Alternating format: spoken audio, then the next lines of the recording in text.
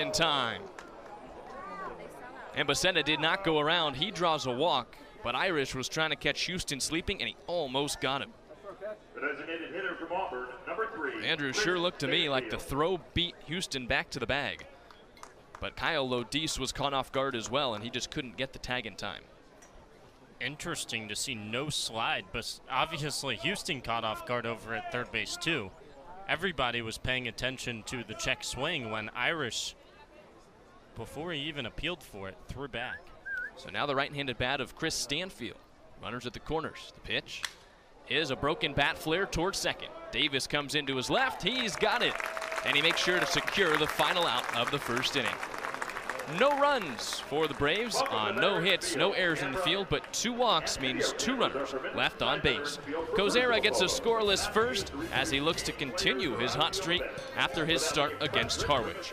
Chatham comes to the plate for the first time in the bottom of the first inning. 3 lefties will come up. Ty Johnson, Ashton Larson, and Ike Irish against Chase Meyer as the A's look to win their 5th straight game for the first time this summer. Alongside Andrew Selover, I'm Jack Smith. We hope you stick with us here from Veterans Field. You're listening to Chatham A's Baseball, only on the Cape Cod Baseball Network. Sports Radio, play-by-play. Go A's, Chatham on TRC.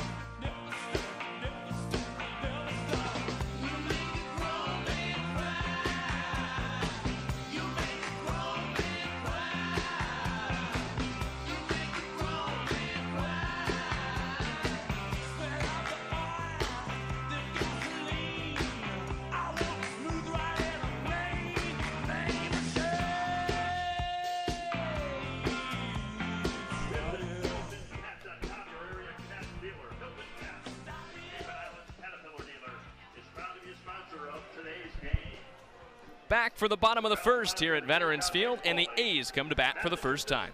It'll be Ty Johnson, Ashton Larson, and Ike Irish due at first. That is 3 lefties against the right-hander Chase Meyer. And the rest of the order for Chatham is Krause, Arquette, Villeneuve, Lodis, Davis, and Stelly. A scoreless first for Tyler Kozera means the A's come up still tied with Bourne in the bottom of the first. Kozera walked 2 but did not give up a run, and so the A's look to plate the game's first tally. Johnson leads things off, left-handed hitting center fielder from Baylor, as the third baseman Barthel watches a bunt. His starter Meyer deals and misses outside with a 94-mile-an-hour fastball. A ball and no strikes.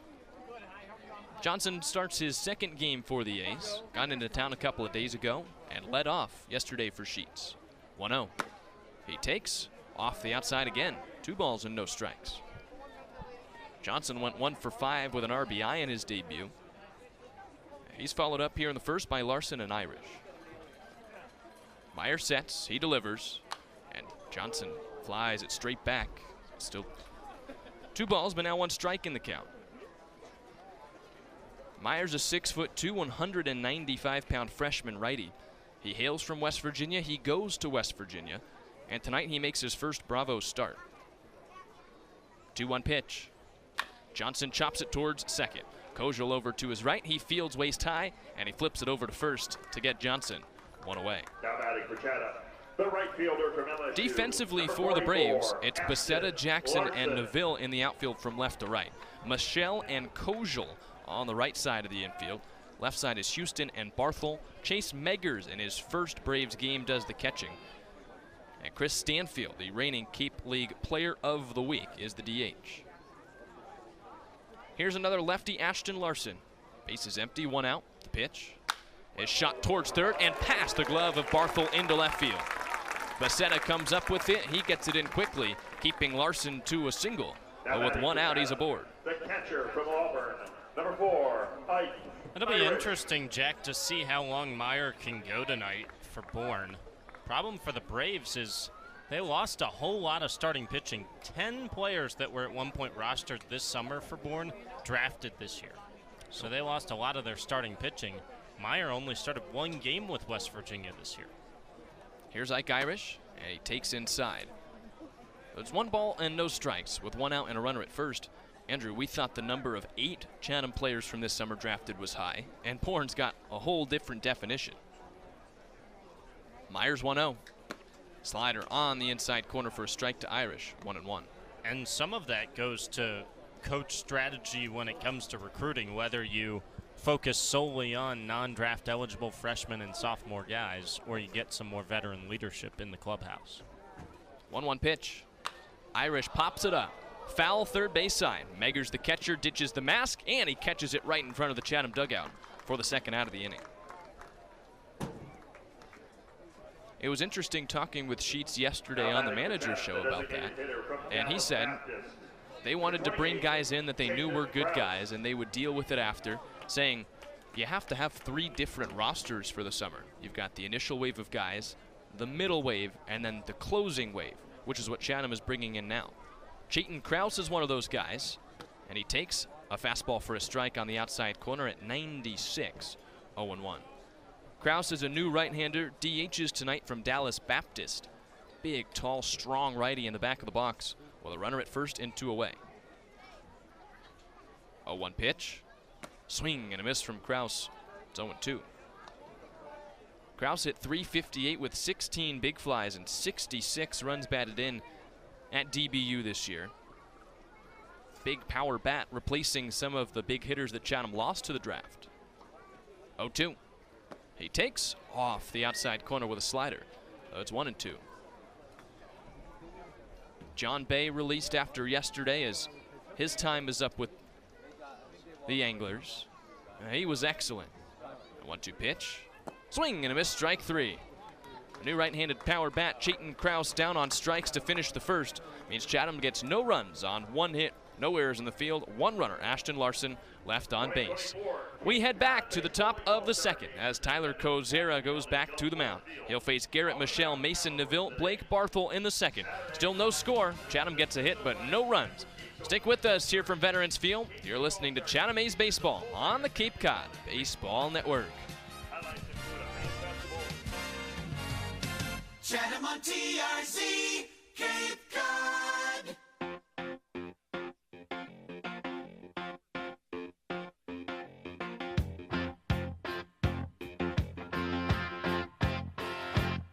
What I want, you've got, and it might be hard to handle, but like a flame that burns a candle, the candle feeds the flame. Yeah, what I got, full stock of thoughts and dreams to scatter, and you pull them all together, and I can't explain. Oh yeah, well, you make my dreams come true.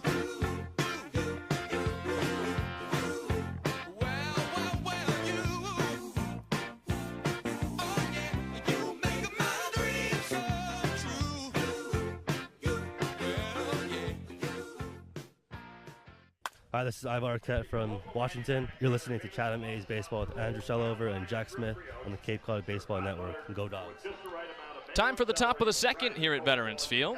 No score after 1 between Chatham and Bourne. And the Braves bring 3 lefties to the plate. Garrett Michelle, Mason Neville, Blake Barthel.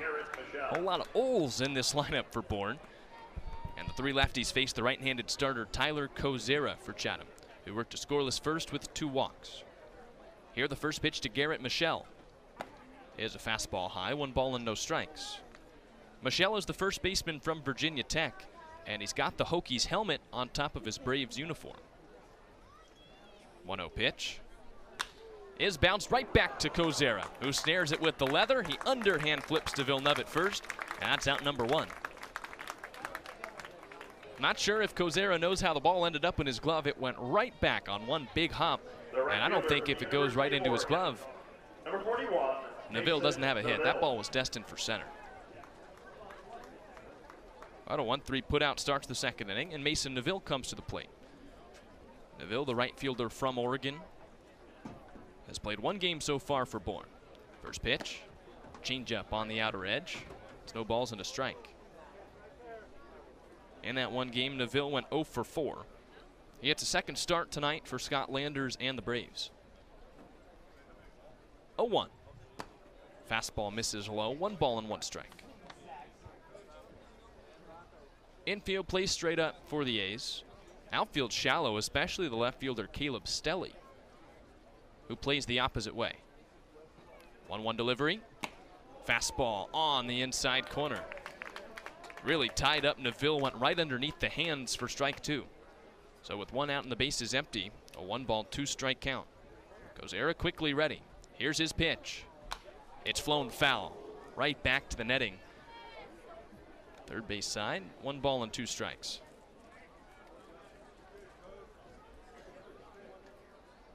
Kozera shakes from Irish. He's ready again. 1-2 from the windup.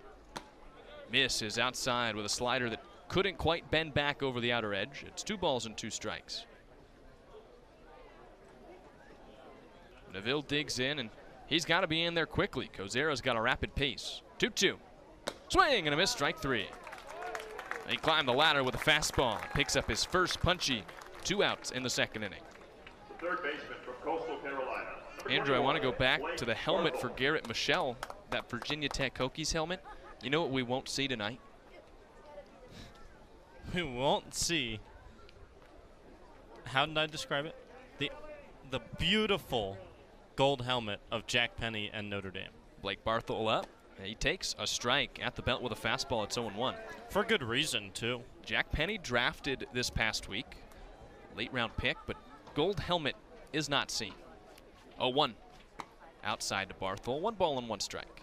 I was wondering, it was almost a prop when he wasn't at the plate. I was wondering maybe he would leave it behind with the team, but doesn't appear that way. 1-1. And Barthel flies it foul down the left field line. It's a ball and 2 strikes. Well, according to your calculations and the fact it actually has gold in it, maybe, just maybe, it's too valuable for him to leave behind. Had some wear and tear. It was chipping at some points, but I'd go keep it in the bedroom if I were him. Hang it up. From the windup, the 1-2 is flown into center field. Ty Johnson starts back, and now he comes into his left, and the center fielder collects out number 3. It's a much smoother 1-2-3 second. No gold helmets, no base runners for Bourne in the second inning. No runs on no hits, no errors, no runners left on base. We head to the bottom of the second inning. Iva Arquette, Robin Villeneuve, and Kyle Lodis come to the plate for the A's. That's 3 right-handers against the righty Chase Meyer making his first start for Bourne. He's back on the hill, and we hope you stick with us here on the Cape Cod Baseball Network.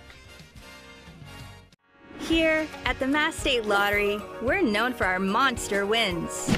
But there's no bigger win than the $1 billion we provide each year to support all 351 cities and towns in Massachusetts. In our game, we know that supporting local businesses and helping communities is how we all win. Because at the lottery, we're all playing for the home team. The Mass State Lottery. Welcome to the state of winning.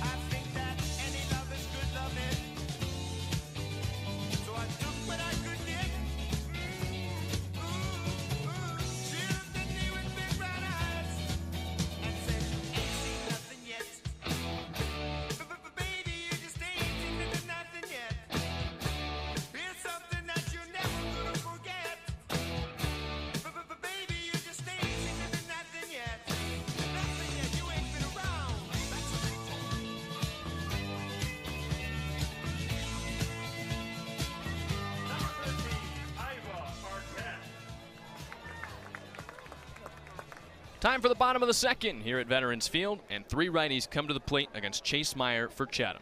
No score yet, 1 hit for the A's in the first inning. Here's Iva Arquette in the first pitch. Slider misses high, almost hit him in the helmet.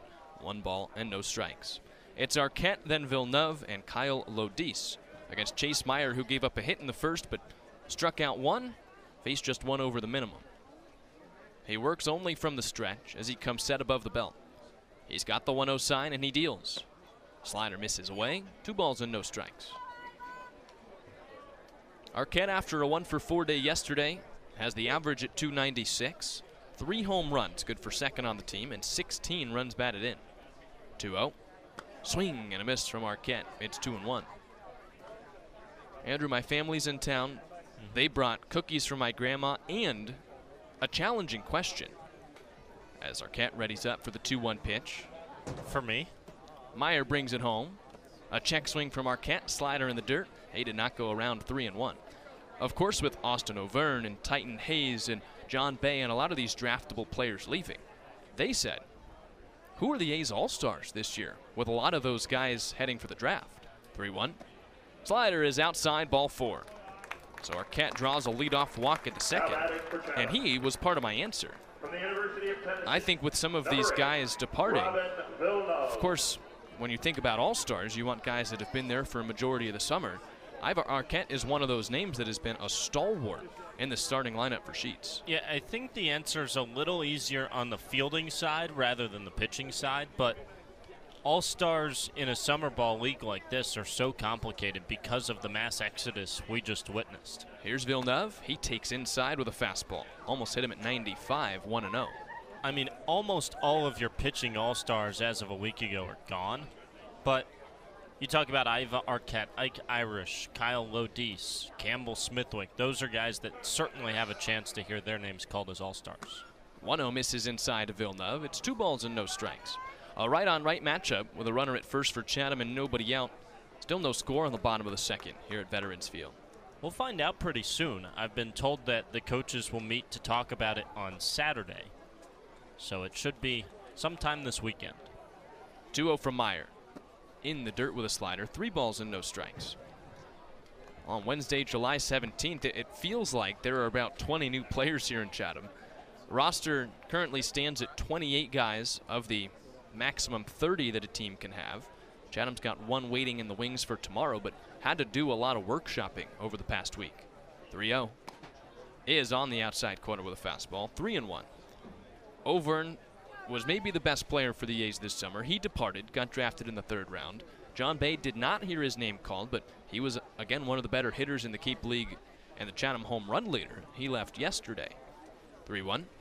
Swing and a miss. Villeneuve loses the bat. It flies all the way to the third base coach's box. He comes up empty and he loses his grip. 3-2.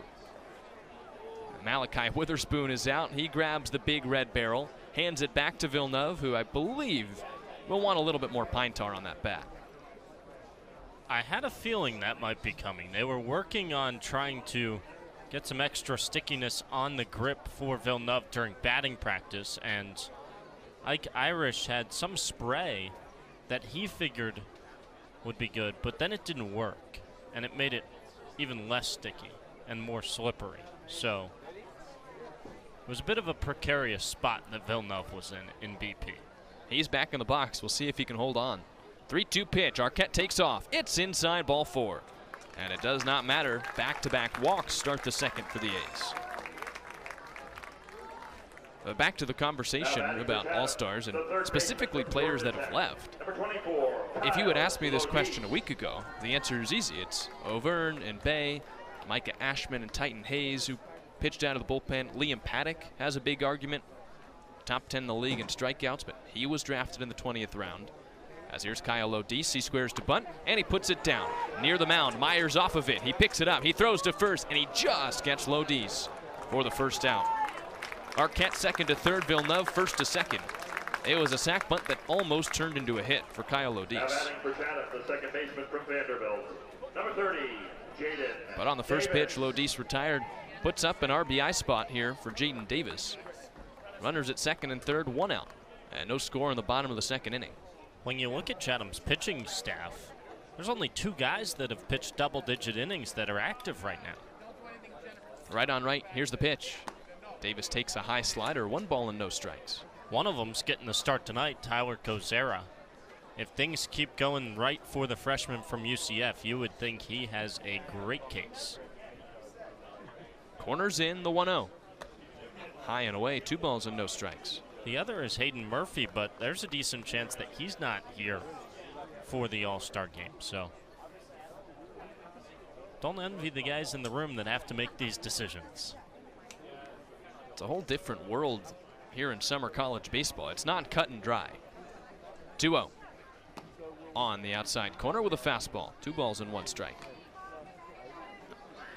The long thought reason for the All-Star game being later in the year is to keep players around. But some of these guys don't have a choice because it's after the draft. 2-1 pitch, and Davis chops it towards short. Houston comes in, he fields near his head, he throws to first, and he gets Davis. But Arquette comes in to score, and on a bounce out from Jaden Davis, the A's have a 1-0 lead. On the play, Villeneuve goes from second to third, and Jaden Davis gets an RBI, his 6th of the summer. Hasn't been the most booming inning yet for the A's, but a clinical approach. They take their walks and they knock the run in. Here's Caleb Stelly, and he bounces this one over the mound, short towards second. Kojal grabs it, he throws to first, and it's dug out by Michelle, who stays on the bag to retire Stelly. That keeps Villeneuve from scoring from third, but Chatham grabs a 1-0 lead in the bottom of the second. They get 1 run on no hits in the inning. They leave 1 runner on, no errors in the field. Kozera is back out for the third, looking to bolster a potential all-star resume, and he faces 9-1-2. It'll be Jackson, Houston, and Kojal coming to the plate for Bourne. When we come back, you're listening to the A's on the Cape Cod Baseball Network. Chatham A's on the air.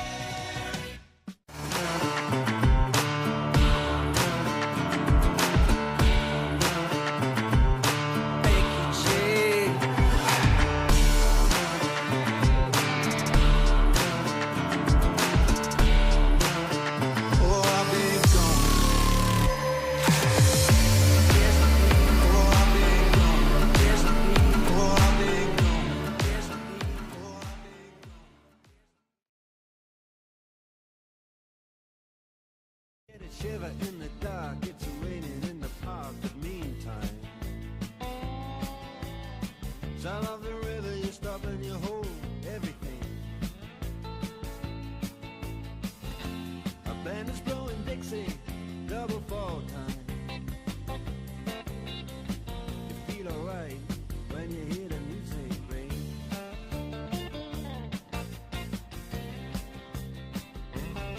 Well, now you step inside, but you don't see too many faces.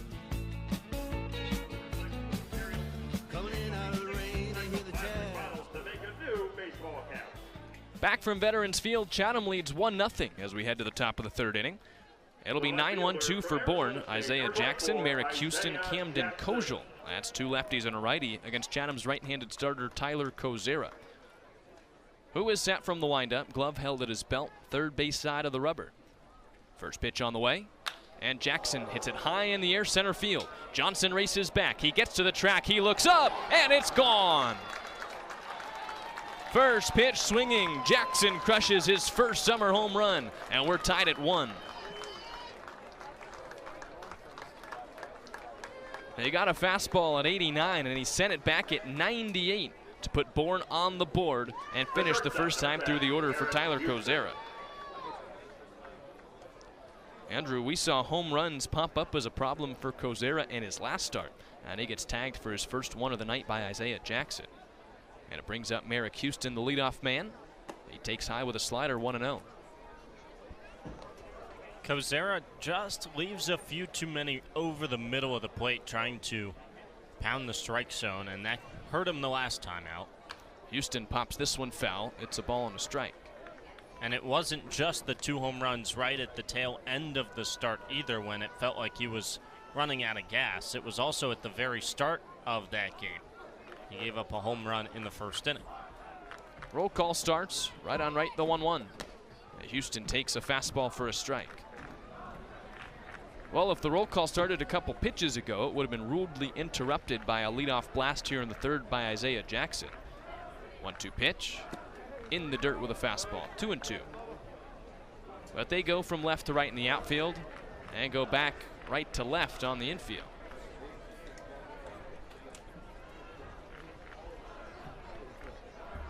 Here's the pitch to Houston.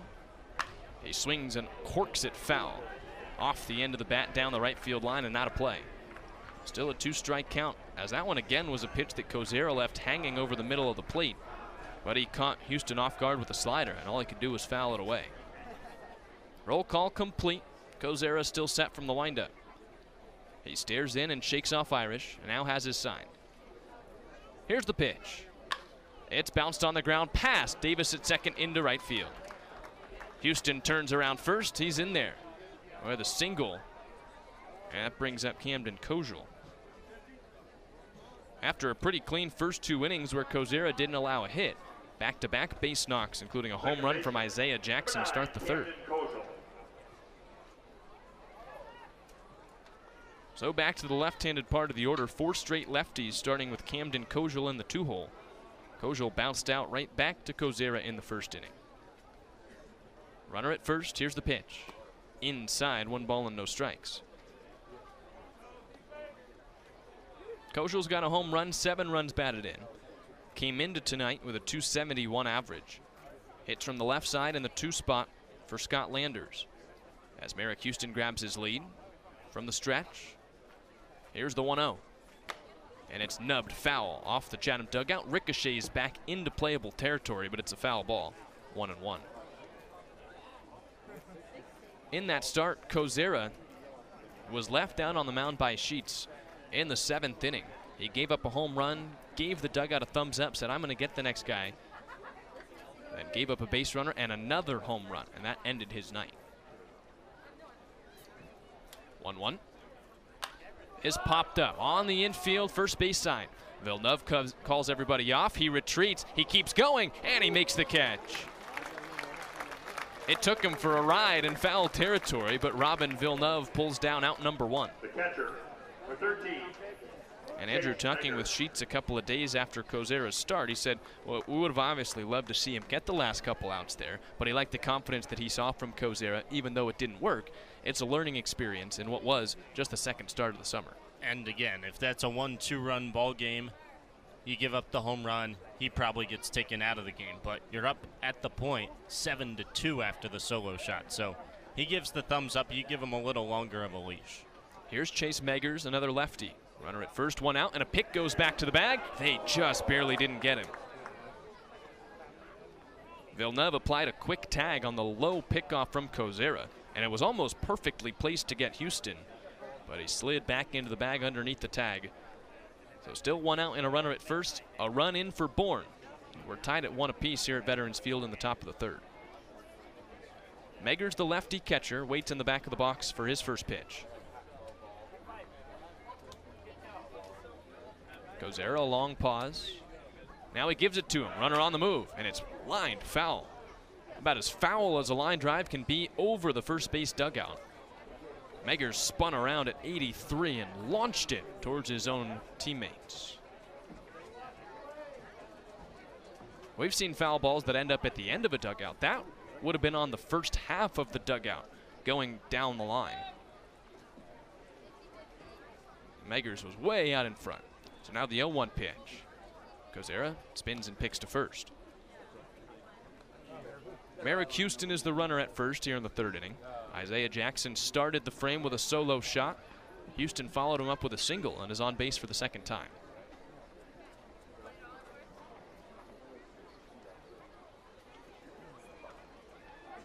Now the 0-1. Meggers flies it foul. Out of play, third base side. It's no balls and 2 strikes. Middle infield pinches for Chatham, especially the second baseman Jaden Davis, who's over a couple of steps to the right of normal second base. Arquette's close as well, as the A's look to turn 2, get out of the inning. Kozera sets at the bell. Here's the pitch. High with a fastball. 1 ball and 2 strikes. We've seen him primarily use the heater today. Part of a 4-pitch mix with 2 different kinds of fastballs, a changeup and a slider. See if he changes things up now, second time through the order. Spins and picks to first again. Easier dive back for Houston.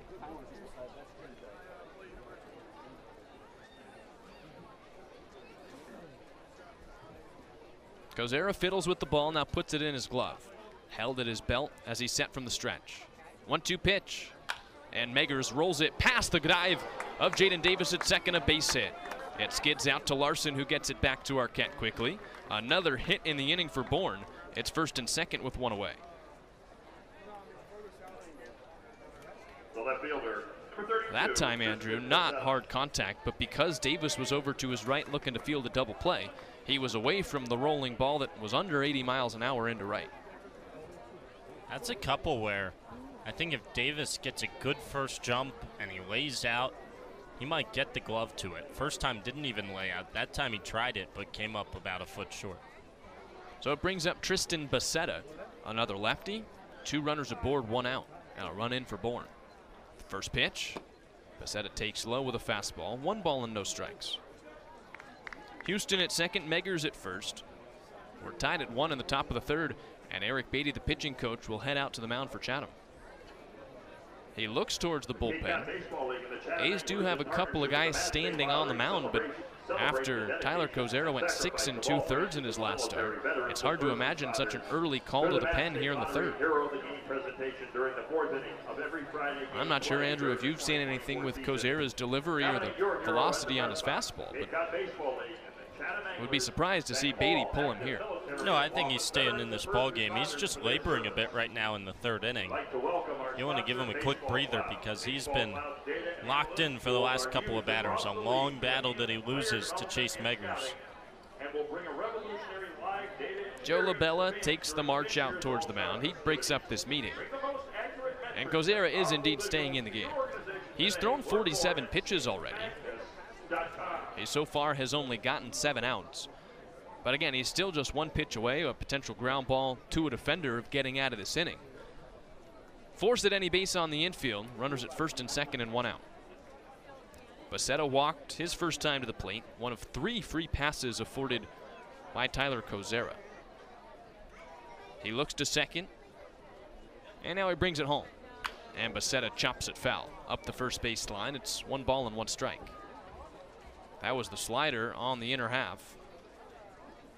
He placed it perfectly on the low and inside corner and got Becerra to roll it over foul. It's also not an easy lineup for the righty Kozera to navigate, facing 7 lefties tonight for Bourne. Lefty at the plate now, the 1-1. And Becerra checks his swing. He rolls it on the ground towards third. Lodis is up with it. He throws to first. It's high and away from Villeneuve, and that'll allow a run to score. Houston around third. He touches the plate as Villeneuve searches for it near the camera well. Both other runners advance as Meggers goes to third, and the batter Tristan Becerra gets second. It's 2-1, Bourne on top. The designated hitter, number 3, Chris. We've seen excellent play after excellent play from Kyle Lodis at third. That's the first time where he hasn't been sure-handed. Was over to his left. He cut off Arquette, and he had time to make a throw, but he tried to fire over a rocket to get Tristan Becerra, and it sailed too high. So another run in, and now second and third for Bourne as the infield comes in with 1 out for Chatham. Kozera sets. He looks at the righty Chris Stanfield, and he throws. Pitch is high, 1 ball and no strikes. Goes down as an E5 on Kyle Lodis. Again, we've mentioned he's not playing his usual position, shortstop, but he's been so good over there that it's surprising to see him make an error like that. 1-0 in the dirt to Stanfield, 2 balls and no strikes. Now someone from the Chatham dugout goes jogging down towards the bullpen, maybe with a message from Eric Beatty and Sheets. 2-0 on the righty Stanfield, who popped out his first time to the plate. The pitch, check swing, slider outside, 3 balls and no strikes. A walk loads the bases and brings up another lefty. Garrett Michelle waits on deck.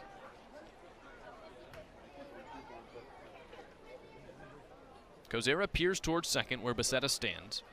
Here's the 3-0. And Stanfield, green light, fouls it straight back. A chopper back to the netting, 3-1. Not surprising to see Chris Stanfield with the green light. Reigning Cape League hitter of the week after he had 11 hits in the last week. 1 home run, 6 runs batted in. Trying to knock in more for Bourne here in the third. 3-1 to the righty. Is chopped foul. Up the third base line, 3 balls and 2 strikes. In total, 11 on the season driven in for Stanfield. Hitting a tick below 270 with 2 home runs. He's got Meggers at third, Becerra at second, and a full count against Tyler Kozera. Yeah, I will. Here's the payoff pitch. And Stanfield hits it high in the air left field. It's carrying on Stelly, who backs up and he makes the catch. Meggers tags from third. He comes in to score with ease, and Bourne takes a 3-1 lead. Sacrifice fly, Chris Stanfield. He drives in another run, and it's a 2-run lead for the Braves. Number 19, Garrett Michelle. Andrew, a positive there to see Tyler Kozera come back in the count after being down 3-0, but good production from Chris Stanfield. Yeah, for Stanfield, you're happy with it. For Kozera, you're pretty happy with it, too. Chatham will trade the out for the run right now. Now 3 in the inning on 3 hits. Here's Michelle, and he takes a strike. Fastball at the belt. It's 0-1. Still a runner at second. It's Becerra who reached on the error. A newfound 3-1 lead for Bourne. Right on left to Michelle, who bounced out his first time. He swings here and flies it foul. It's no balls and 2 strikes.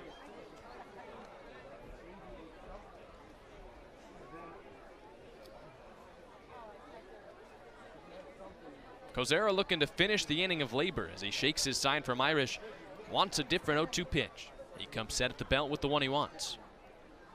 0-2 on the way. High to Michelle with a fastball, 1-2. Michelle hit a comebacker right into the glove of Kozera that started the second. If it didn't go into the leather, it might have been a base hit up the middle. But Kozera snagged it and threw to first. 1-2. Here Michelle pops it up, foul, out of play. Third base side, still a ball and 2 strikes.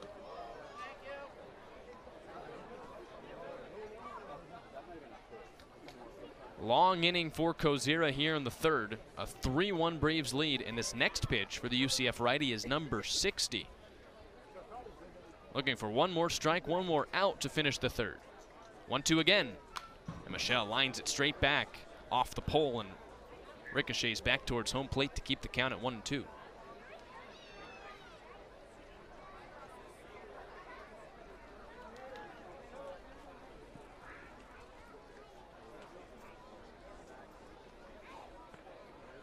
Kozera bends at the waist just slightly as he now comes set at the belt. Looks back towards second and deals. Misses high with a fastball. 2 balls and 2 strikes. In that start against Harwich on the 11th, Kozera struck out 5 across 6 2/3. Right now just 1 K through 2 2/3, and he hasn't had the put-away pitch that he did that night. 2-2. Michelle nubs it foul. Down the third base line. It rolls all the way to the Chatham bullpen. It's still 2-2. Andrew, it feels like he gets in these 2-strike counts, and the Braves are able to just foul every pitch off. Hasn't gotten a lot of swing and miss. Extended ABs, pitch count keeps rising. This inning especially has been a battle. 2-2 again. In the dirt, 3 balls and 2 strikes. That time he went to the slider near the back foot of the lefty. He couldn't get him to chase. Walk here extends the inning and brings up Mason Neville, who stands on deck. Again, runner at second, 2 outs in the inning. 3-2 count with 3 in for Bourne. Payoff pitch on the way. And Michelle pops it up, foul again. He stays alive, 3-2, and will get another pitch.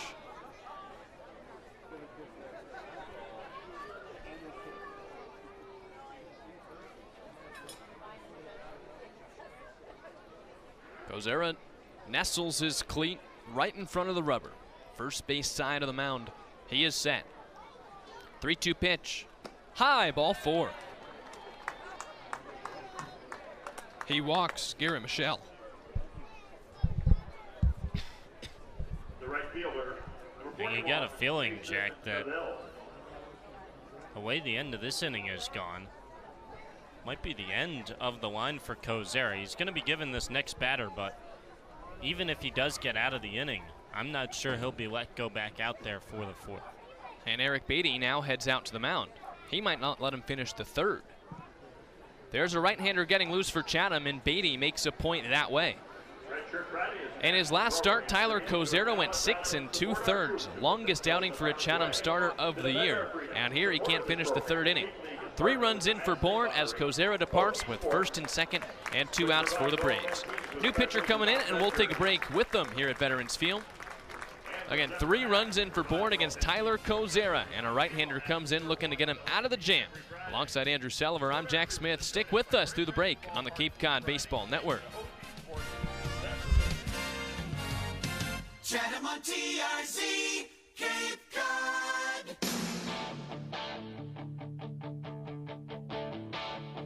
I got my first real 6-string, bought it at the 5 and dime.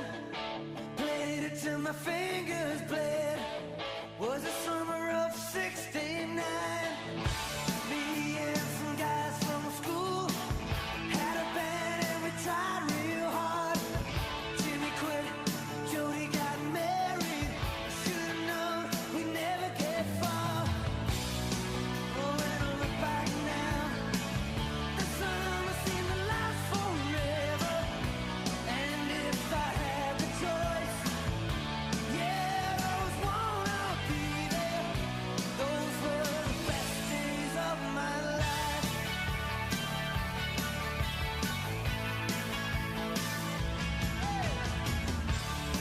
Ain't no use in complaining when you got a job to do. Spend my evenings down at the drive-in, and that's when I met you, yeah. Standing on your mama's porch, you told me that you'd wait forever. Oh, when you held my hand, I knew that it was now or never. Those were the best days of my life. Oh yeah, back in the summer of '69.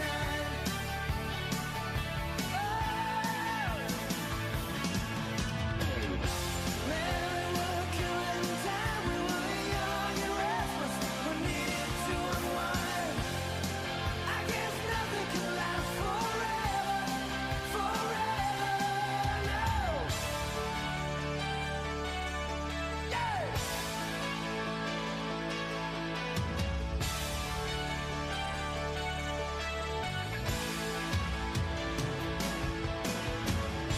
And now the times are changing.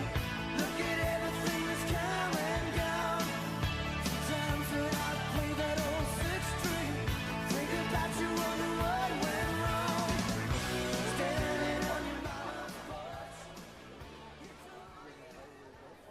Back for the top of the third as Chatham needs just 1 more out to finish the frame, but Bourne has 3 runs in, 2 runners aboard, and a new pitcher enters for the A's. It's the right-hander Tyler Murphy, and he faces the lefty Mason Neville. First pitch, swing and a miss, pick back to first. Villeneuve has to jump off the base to keep it from going into right field. Garrett Michelle was back to the bag at first. He's joined on the bases with Tristan Bacetta at second. And Neville, the lefty, who was the only strikeout victim of Tyler Kozera, looks to add on to the 3 runs put on the board by Bourne. 0-1 in the dirt with a changeup, 1-1. This call to the bullpen presented by Chatham Bars Inn switches the Tylers. Murphy in for Kozera, and the 6'1", 195-pound righty from Florida Atlantic inherits a jam. He looks to second, brings home the 1-1. Swing and a miss. Fastball at 93 off the outer edge. It's a ball and 2 strikes. Murphy's a product of FAU, Florida Atlantic, and a Palm City, Florida native. Joined the A's a couple of days ago. This is his first appearance.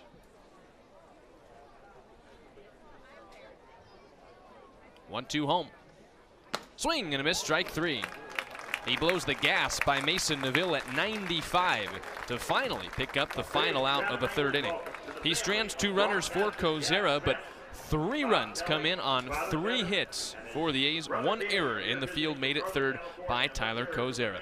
2 runners left on base due to Tyler Murphy coming in and picking up his first A's strikeout. We head to the bottom of the third. A's now trail 3-1 on the Cape Cod Baseball Network. Chatham A's on the air.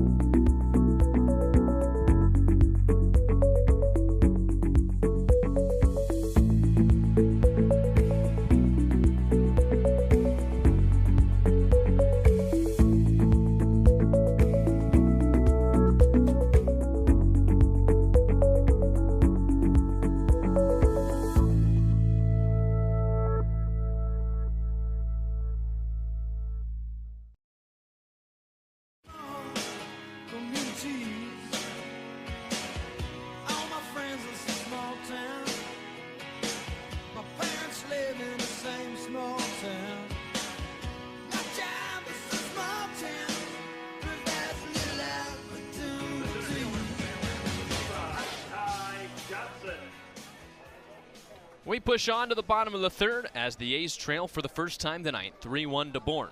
Top of the order to the plate for the A's, starting with the lefty Ty Johnson against Bourne's right-handed starter Chase Meyer, who's now up by 2. His first pitch is a slider on the inside corner for a strike to Johnson. No balls and 1 strike. Johnson, then Larson and Irish due up to the plate, all 3 of them left-handed. Third baseman Barthel, even with the bag, watches a bunt from the lefty Johnson, who grounded out his first time. As he takes here a changeup at the top of the zone for a strike. It's 0-2. Johnson's rollover went to second as he was the first out of the bottom of the first inning. And the leadoff man gets a second plate appearance here against Chase Meyer. 0-2 on the way. Off the outside corner, another changeup, 1-2. Johnson's from Baylor. Again, as we mentioned earlier, made his first start last night for the A's after hitting .313 as the Bears' regular starting center fielder this year. 1-2. Pitch is low. It bounces off of the catcher Meggers as Meyer fell off the mound. His plant foot gave way as he strided from his right-hand pitching position. He pirouetted on the hill and fell over to his left, skipped the fastball out there at about 55 feet. But he's back atop the hill, now 2-2. And the pitch, Johnson takes inside, 3 balls and 2 strikes. Johnson only hit 2 homers for Baylor this year, but added 8 doubles and 3 triples. Not a power guy, but bat-to-ball skills and range in center. 3-2. He swings here and lifts one down the left field line, hooking foul, and it lands in the Chatham bullpen. So it's still 3 balls and 2 strikes.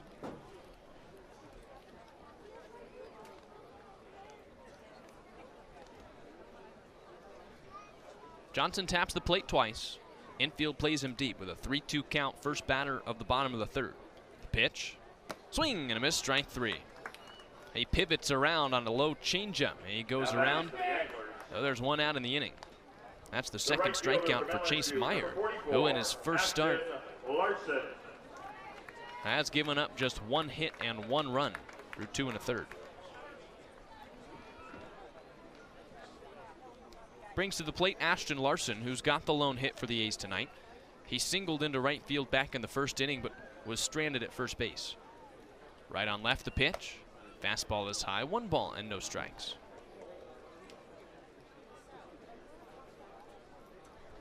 It's a hot, humid day here in Chatham. Rather unsuspecting weather. 1-0 pitch, and Larson takes outside, 2-0. It's been pretty gray all day. Sun hasn't been out, and normally when we see the sun, it gets to be pretty hot, but today is a lethargic and hot, heavy day. Temperatures got up to about 85, but humidity makes it feel a lot hotter. 2-0 in the dirt to Larson, back to the backstop. 3 balls and no strikes. It's extra hot up here in the press box as the breeze with the wind blowing from left to right, aiding the fans, but not quite us, with our backs blocked. 3 balls and no strikes to Ashton Larson. And Meyer kicks and deals. And misses inside, ball 4. Larson drops the bat, and he's aboard on the 3rd walk of the day for the A's. Now batting for the Anglers, the catcher from Auburn, number 4. Ashton Larson aboard for the 2nd time. He brings up Ike Irish with the A's trailing 3-1 in the bottom of the 3rd. Irish hit a foul pop-up to his fellow catcher Chase Meggers in the 1st inning. Comes to the plate here with a runner at 1st. He swings and pops this one up foul, but out of play. And no balls on 1 strike.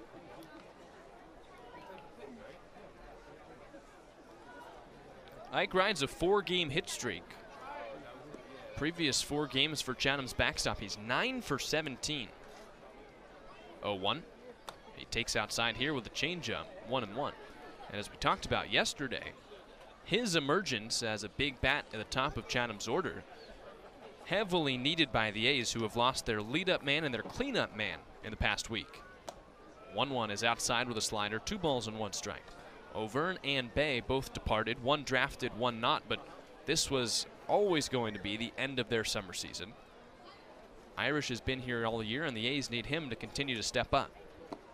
2-1 changeup misses low, 3 balls and 1 strike. He has yet to really tap into the power with Chatham as much as he did at Auburn. In the 4-game hit streak, all 9 hits are singles, but he's doing it in all kinds of ways. Hitting the ball hard, using his legs. 3-1. And taking walks. Fastball is outside, and 2 straight walks put runners at 1st and 2nd for the A's.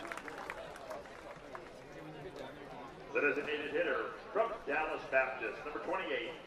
Chatham Gives Kraus. a 2nd chance to Chayton Kraus to come to the dish. Right-handed DH from Dallas Baptist struck out in the 1st inning. That left Larson at 1st, and now he comes up with 2 aboard. Corners play in the pitch. Fastball slices across the outer half. It's 0-1. Chatham trails 3-1 in the bottom of the 3rd against Bourne. Scoring opportunity here, though, for the A's with 1st and 2nd. Just 1 out in the inning. 0-1 pitch. In the dirt to Kraus. Skips away from the catcher, Meggers. Larson takes off for 3rd. There is no throw. Meggers couldn't pick it up off the bounce, and Larson powers his way into 3rd base. And a potential comeback run for Chatham stands 90 feet away.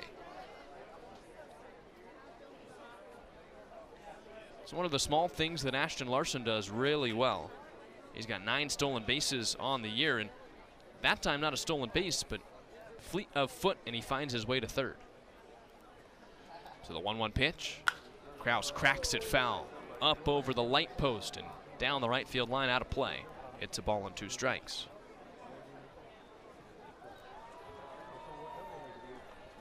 A's still search for their 2nd hit against the right-hander Chase Meyer. He has walked 4 anglers, though. 1-2 pitch. And Kraus barely stays alive. He taps it foul back to the netting, so it's still 1-2. Larson's single with 1 out in the 1st, the only knock for the A's. Runners at the corners, though, with 1 away. Meyer stares in for his sign. He comes set above the belt. Righty deals. Irish leaves, and it's inside, and there's no throw. Stolen base number 6 for Ike Irish. 2nd and 3rd now for Chatham. That's a big 90 feet. Takes the double play ball out of order. And in response, the Braves bring the corners in, especially the first baseman, Michelle, who's on the grass. Still right on right. Now 2-2 the count. Long look in for the starter, Meyer. He deals. Misses high with a slider. 3 balls and 2 strikes. This is the longest that Meyer has gone this year. His longest at West Virginia was 2 innings, and he's lost a little bit of the command here in the 3rd. In danger of a 3rd straight walk. 3-2. Check swing, and he went around. Well, Kraus swung at a slider in the other batter's box to strike out for the 2nd time. And boy, what a big punch out that is for Chase Meyer, with 2nd and 3rd and just 1 out in the inning. didn't really have command of that slider, but clearly the movement is still spinning well on the pitch because it got a big fish from Chayton Krause. So now it's up to Iva Arquette with second and third. Now 2 outs in the inning. Righty on righty to pitch. Slider misses into Arquette. 1 ball and no strikes. Iva walked and scored Chatham's lone run in the second inning. He was the first of the 4 free passes for Chase Meyer. 1-0 delivery. Slider, that one's in there for a strike. On the inside corner, cuts across that front knee of Arquette and pops the mitt for strike 1. Larson at third, Irish at second. 3-1 Bourne on top with 2 outs in the bottom of the third for the A's. Here's the 1-1. Another slider, and this one's too tight. That's 2 balls and 1 strike. He tried that same pitch, Andrew, trying to bend it just past Arquette, but missed inside. Now the 2-1 pitch. Arquette flies it foul over the first base dugout, well out of play. Count pushes to 2-2. Still plenty of velocity. 94 coming in with the fastball from Myers, so he hasn't really dropped off much there, but the bullpen is starting to get working for Bourne. It's a lefty, and there's no lefty bat due up until Ty Johnson comes up. That is several batters away as Johnson started this inning off. A's have 2 aboard, 2 outs, and a 2-2 count on Iva Arquette. As Myers steps off, he resets the pitch clock and wants another 2-2 sign. Larson and Irish grab their leads. 3-1 Bourne on top. And the 2-2 pitch. Irish chops it foul. He stays alive as he bounces it off the plate, so it's still 2-2.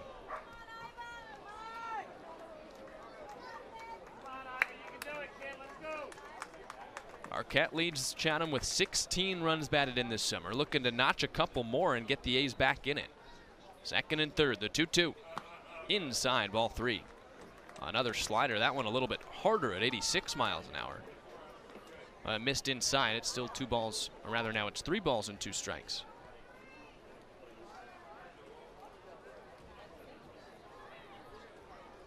Payoff from Meyer. Irish cracks it high in the air center field, but on a line for Jackson, who barely had to move, and he pulls down out number 3. A's get a chance, but they come up empty on a last hit shot from Iva Arquette that found the glove of Bourne center fielder. Means it's no runs on no hits, no errors in the field, 2 runners left on base. Tyler Murphy heads back out, the reliever for Chatham, still down 3-1 as we head to the top of the 4th. Arquette gets a clap from a couple of his teammates, but the A's come up empty in the 3rd. As we go to the 4th, I'll hand things over to Andrew Selover. It'll be Blake Barthel, Isaiah Jackson, Merrick Houston coming to the plate, and we hope you stick with us. You're listening to Chatham A's Baseball on the Cape Cod Baseball Network. Sports Radio, play-by-play. Go A's! Chatham on TRC.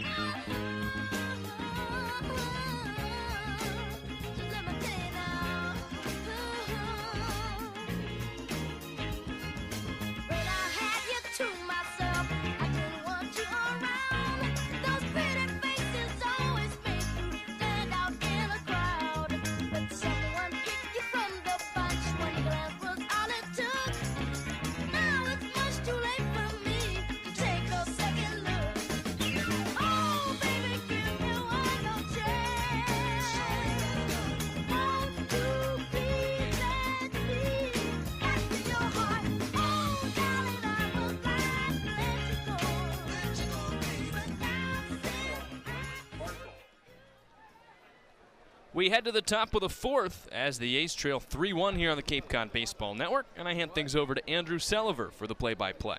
All right, Jack. First full inning of work out of the bullpen for Tyler Murphy for Chatham. 8-9-1 for Bourne. Blake Barthel leads off the pitch. On the outside corner, strike 1. Murphy, a righty out of FAU at 6'1", 195.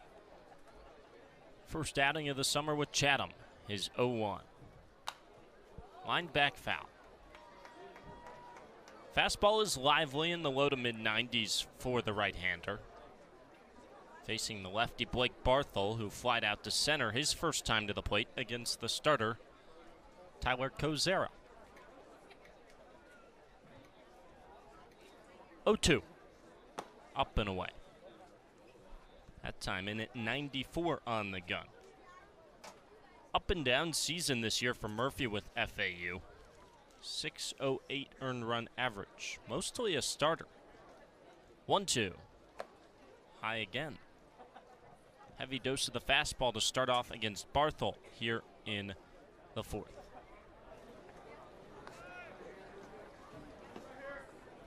Across 18 appearances, 11 starts. Just over 50 innings this season with Florida Atlantic. 2-2. Bounced foul. Skips straight into the first base dugout. Narrow opening between two fences atop of that dugout for Bourne, and it skipped right between them. Everybody seems to be okay.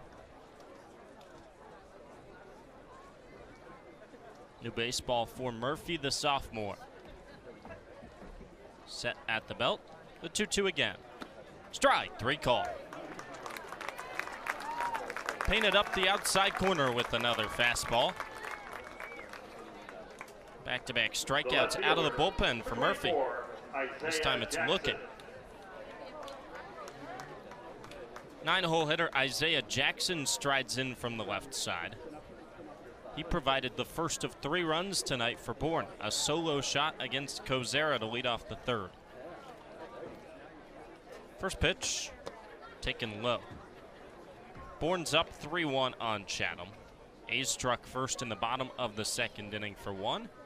All 3 in the top of the third for Bourne, knocking out Tyler Kozera, Chatham's starter. 1-0. Just missed outside. 2-0.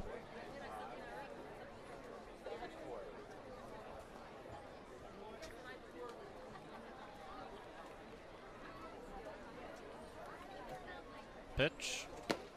Ball 3. Fastball runs outside to the lefty Jackson, and after a leadoff strikeout, Murphy finds himself down in the count. 3 balls, no strikes to the 9-hole hitter Isaiah Jackson. The pitch. Ball 4. 4-pitch walk. First base runner of the fourth for Bourne. Flip the lineup for Merrick Houston.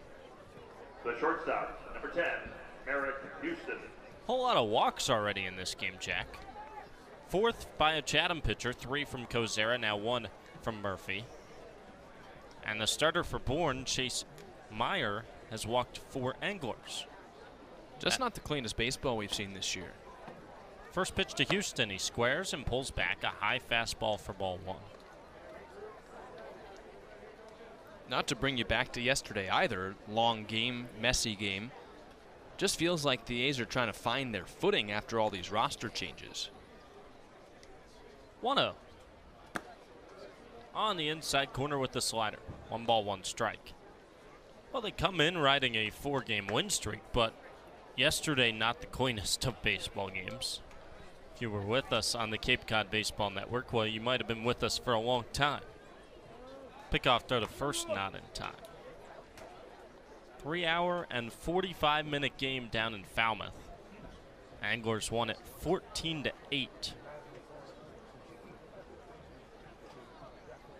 1-1. Runner on the move. It's high. Ball 2. Throw down to second. Tag applied. He's gone. Ike Irish sends Isaiah Jackson packing. He tried the swim move because the baseball beat him by a mile.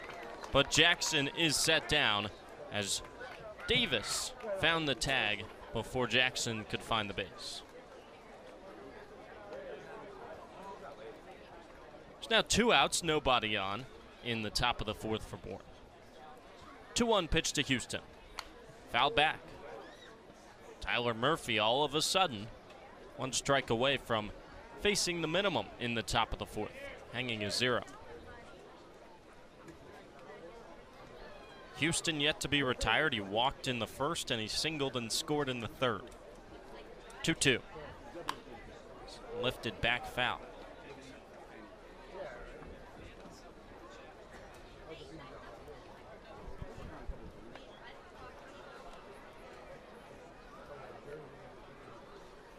Murphy shakes off the first sign. This will be pitch number 20 out of the pen for the righty. 2-2. Swing and a miss. 3/4 effort from Houston. He is set down with a strikeout, the third out of the bullpen for Tyler Murphy. He faces the minimum in the top of the fourth after his catcher Ike Irish helps him out with a caught stealing. No runs on no hits. No errors in the field from Chatham, and nobody left on base for Bourne. We're halfway through 4 at Veterans Field.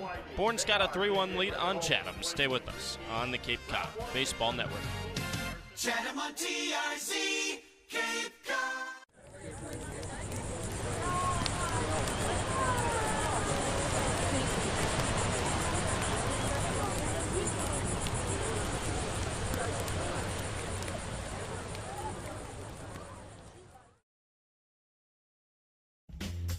And I think of all the things what you're doing, and in my head I paint a picture. 'Cause since I come home, well my body's been a mess, and I miss your ginger hair and the way you like your dress. I want you to come on over and stop making a fool out of me. Why don't you come on over, Valerie?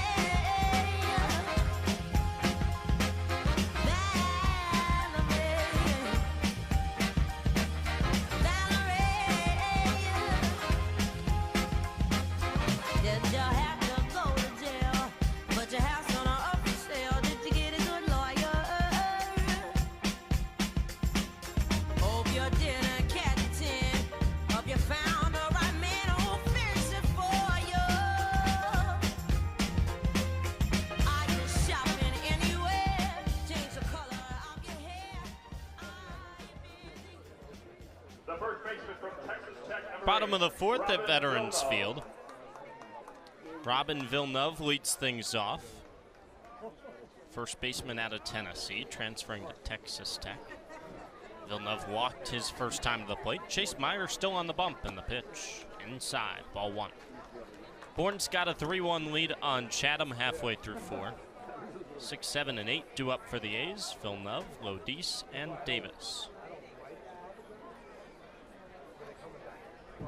Second day with the Anglers for the right-handed hitter.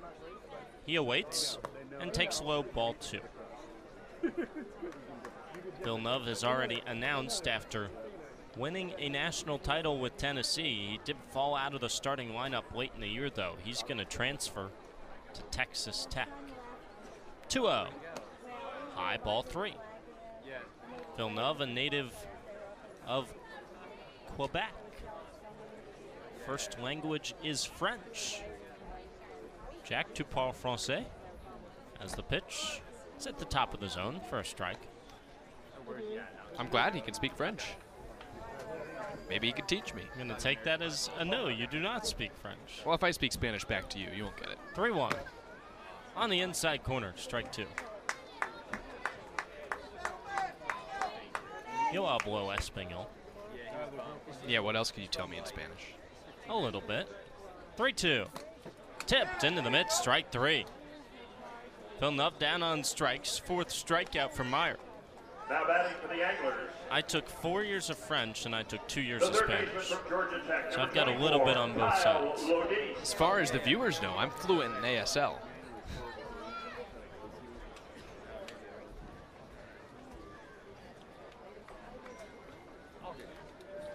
First pitch to Lodice, up and in, ball 1. You're fluent in ASL and Chatham's winning this ballgame. Oh, absolutely. And there's never fog in Chatham. 1-0. Ball outside. It skips out of the mitt of Meggers to the backstop. 2-0. Meyer has fallen behind both of the first 2 batters in the fourth. Came back to strike out Villeneuve. He's down 2-0 to Lodis. Infield straight up. Same with the outfield and the pitch. Huge breaking ball that lands for strike one.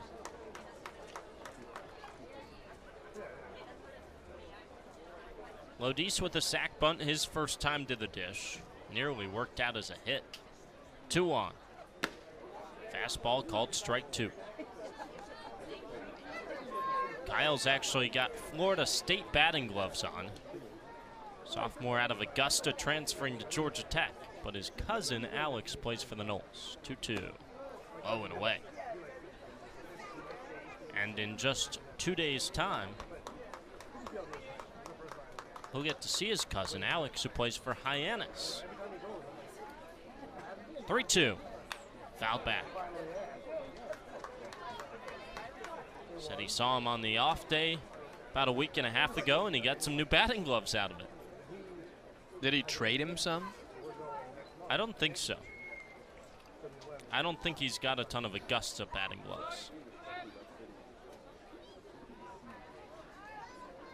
3-2.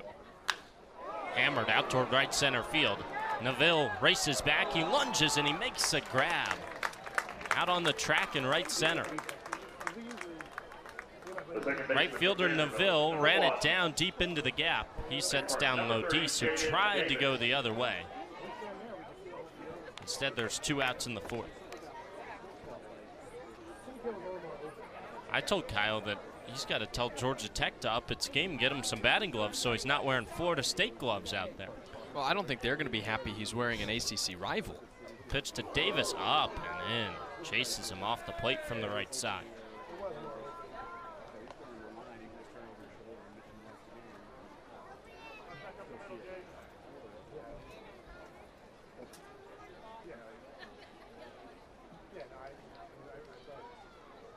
One-0. Breaking ball stays high. 2-0.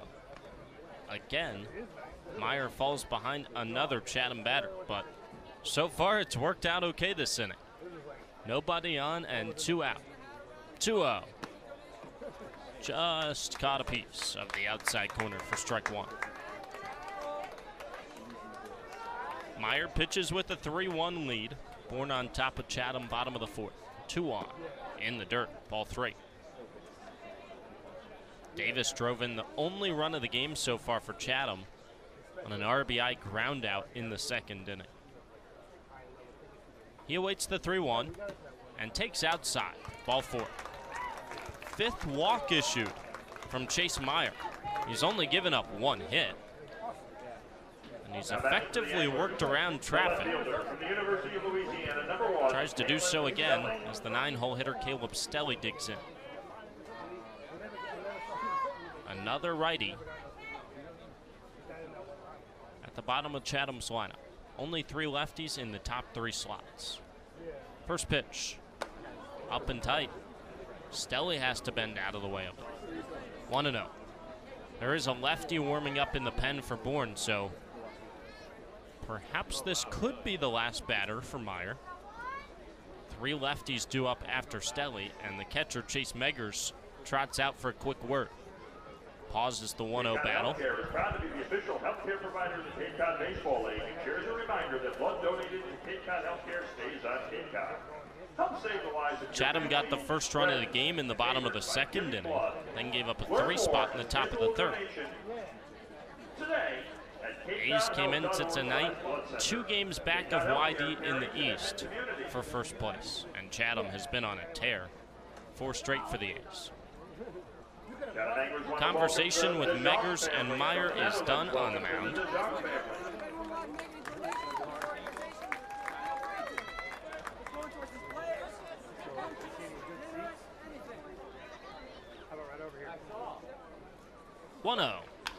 Fouled off. Andrew, one thing over that 4-game win streak for the A's that they've done a good job of is taking advantage of mistakes and opportunities. Today they haven't exactly done that. Only 1 of the first 4 walks came around to score. The other 3 were stranded in scoring position. The pitch, outside. Left 2 in scoring position in the 3rd. Right now, Chatham's got Jaden Davis aboard at first on a 2-out walk. And a 2-1 count for Caleb Stelly. Pitch. Swing and a miss. Healthy hack at an elevated fastball at 92. Stelly's been struggling. Just 1 for his first 16 to start the summer in Chatham. Sophomore from Louisiana awaits and takes strike 3. Frozen at the knees, a fastball ends the inning. 2 strikeouts in the frame for Chase Meyer. He works around a 2-out walk to Jaden Davis. Chatham goes for no runs on no hits, no errors in the field from Bourne, and 1 angler left on base. We finished 4 at Veterans Field, and it is 3-1 Bourne over Chatham here on the Cape Cod Baseball Network. Chatham on TRZ, Cape Cod.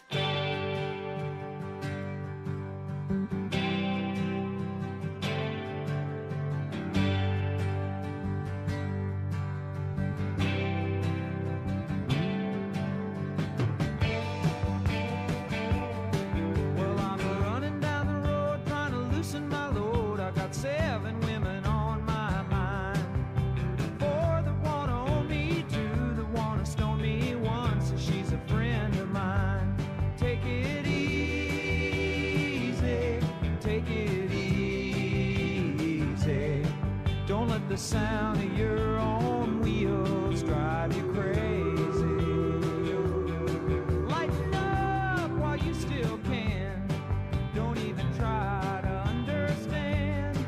Just find a place to make your stand and take it easy.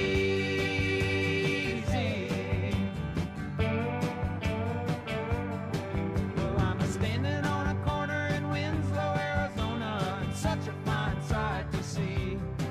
It's a girl, my lord, in a flatbed Ford, slowing down to take a look at me.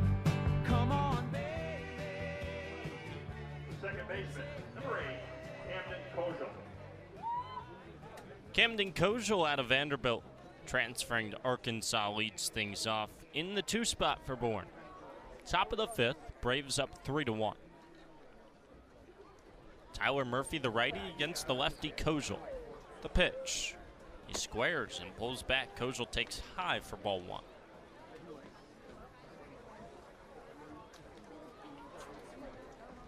Kojal 0 for 2 in the 2 spot so far. Ground out in the pop-up. Pitch. Fouled back. 1-1.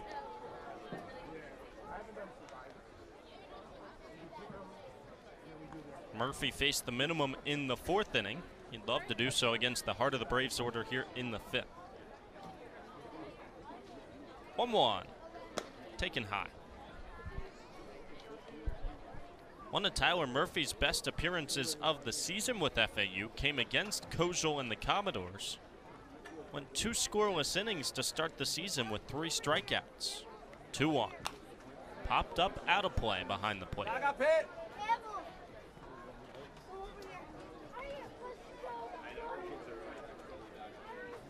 Talked about Murphy.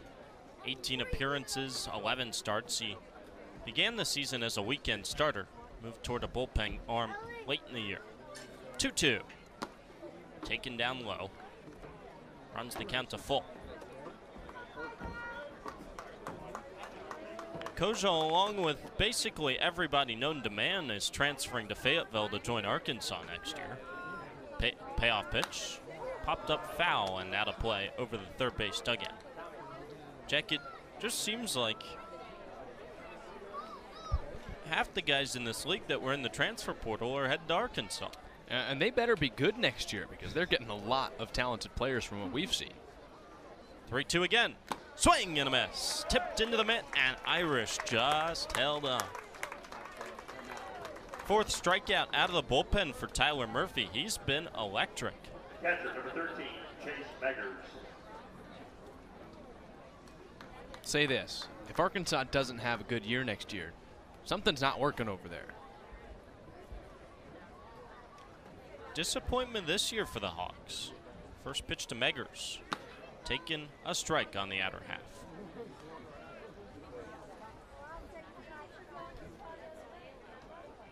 handful of years back, the Hogs had about as good of a chance to win it all as you could possibly have. 0-1 flared out of play.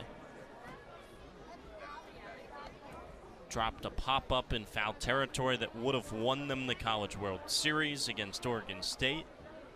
Winded up blowing that game, lost game 3. Haven't made it back since. 0-2, up and away, 1-2. To the championship series, that is. And this year, national seed, lost to Kansas State in their own regional. 1-2. Check swing on a ball in dirt. No appeal from Chatham. Evens the count.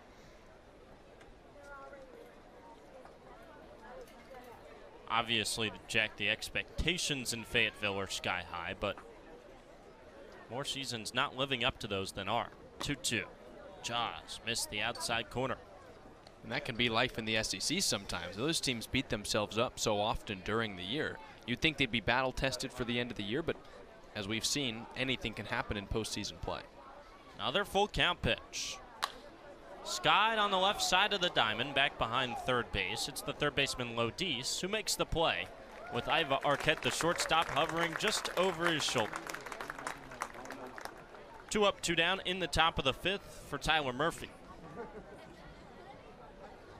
The left fielder, number 32, Tristan Becerra. Chatham's trailing Bourne 3-1. Nobody on, 2 down for Tristan Becerra.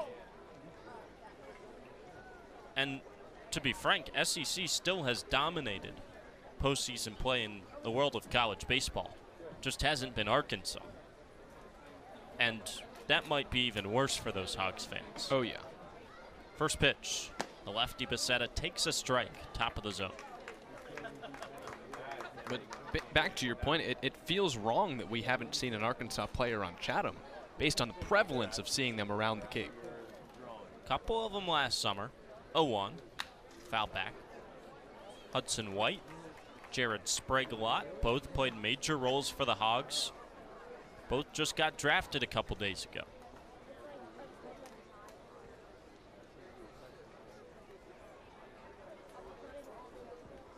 Oh, 0-2 to Becerra. Pitch. Foul back. Just caught a piece of it and flicked it to the screen.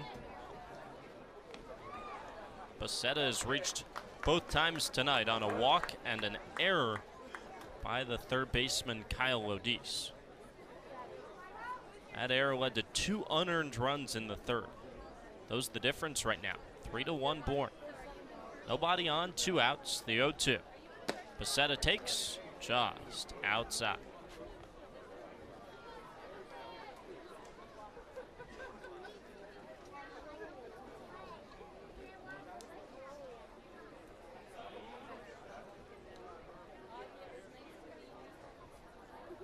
Murphy deals, and it's popped up out of play.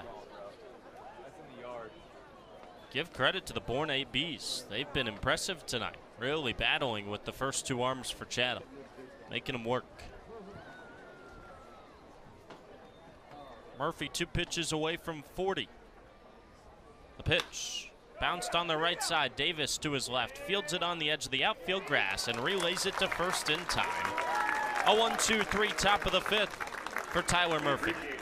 Strikes out Camden Kozel, a pop-up to third from Chase Meggers, and a ground out to second base from Tristan Becerra. No runs, no hits, no errors, nobody left on for the Braves. It's still Bourne 3 and Chatham 1, halfway home at Veterans Field. The Cape's leader, sports radio play-by-play. Go A's! Chatham on TRC, Cape Cod.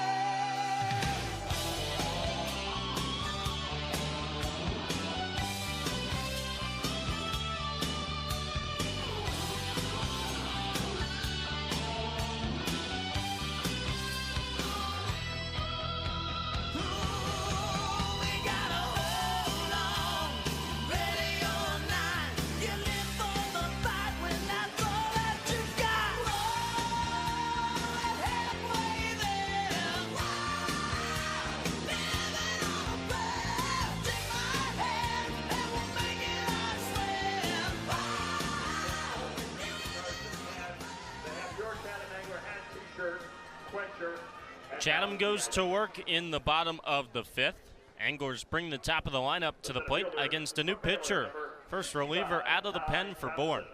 Chatham bars in, called to the bullpen, ends the night for the starter Chase Meyer. Replaces him with the lefty Preston Prince out of Niagara. First pitch to Ty Johnson is a strike. Prince comes into what is a 3-1 Bourne lead in the bottom of the 5th. Ty Johnson at the plate from the left side, the 0-1 in the dirt. Cape League debut for the lefty, 6'5", 230 pounds. Sophomore out of Hilton, New York, spent his first 2 years at Niagara. 1-1, a strike on the outside corner, 1-2. Prince is transferring to Rutgers next year, where he'll play in the Big Ten. 1-2, low and away. Ty Johnson waited all night last night to get his first hit on the Cape. Debut for the center fielder out of Baylor. The pitch in the dirt. Runs the count full. Johnson did walk in his first plate appearance, but then he was retired 4 straight until finally in the top of the 9th, he picked up his first hit of the summer with a single in his debut. 3-2, upstairs, ball 4. Debut for Preston Prince starts with a full count walk. Leadoff man aboard for Chatham. Second time tonight. Brings up Ashton Larson. 3 guys made their debut last night for Chatham. Robin Villeneuve, Ty Johnson, and then Bryce Roddy. First 2 got their first hits. The pitch. Larson takes up and away. Roddy just came in as a pinch runner in the 8th. He came to the plate in the 9th and walked on 4 pitches. Not in the starting lineup tonight. We'll see if we see him later on. 1-0. On the outside corner, a strike. 1-1. 3 straight lefties at the top of the lineup for Chatham. That's where Preston Prince comes in. 1-1. Skips in, it hits off the mask of Meggers and it bounces away. Johnson takes second. That one skipped in front of the plate. Spiked breaking ball.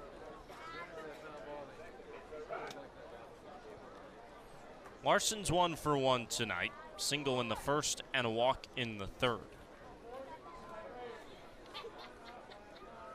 Up in the count, 2-1. The pitch. Popped up foul and out of play. 2 for 4 day yesterday in Falmouth with 3 RBIs for Ashton. He has the only hit of the night for Chatham. We're in the bottom of the 5th. 2-2. Outside, ball 3.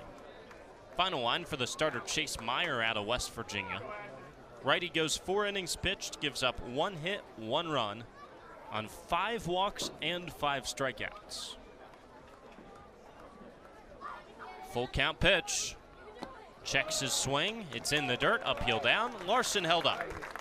Back-to-back walks out of the bullpen for Preston Prince.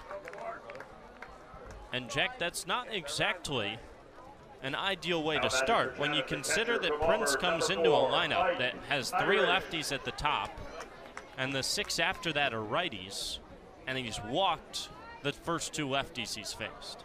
Problem is for the A's, they haven't been able to capitalize on the walks yet, but Bourne's kind of playing with fire in that category. First pitch, outside, ball 1 to Ike Irish.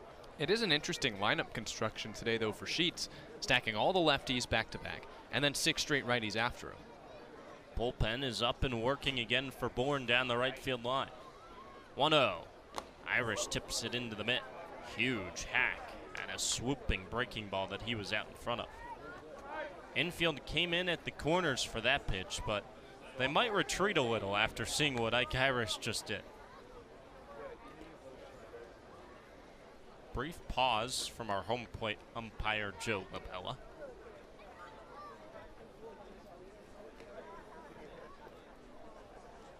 1-1. Irish squares and he pulls back. Ball 2.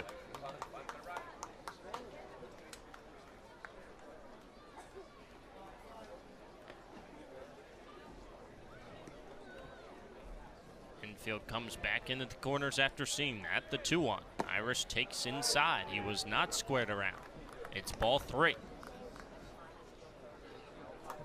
Preston Prince is in danger of walking the bases loaded to start the bottom of the 5th for Chatham. 2 on, nobody out. The 3-1 to Irish.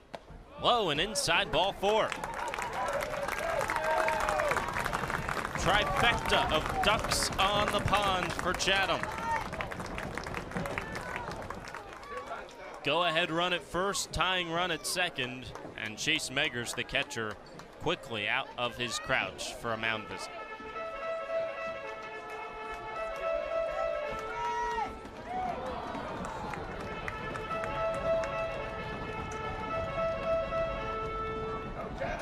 Andrew, I'd like to test your memory here. Okay. Remember what happened the last time these two teams played here? That was the 3rd game of the season. Chatham won the game 5-1. The Anglers had 2 hits in that game. 2 hits. Bourne had 6 or 8. 8. Chatham walked 10 times, and there were a combined 35 strikeouts. Yes. First pitch. Sails to the backstop. Runner from third, Johnston, comes home. The flip is in time. They got him. It hit hard off the padding, rolled right back to the catcher Meggers, and he got it quickly to Prince. And Johnson is gunned down at the plate. He got a bad jump because he took a huge first lead, and then once the pitch was thrown, he was retreating toward the bag, and then he saw the ball got to the backstop. If that one nestles up against the backstop, he scores easily. Other 2 runners advance. The 1-0 is popped up, third base side, foul territory. Barthel gives chase, and he's out of room. Lands on top of the dugout. Pretty brutal way to run into the first out. And now it's up to Chayton Krause, who's struck out twice today. A's cannot afford another strikeout here.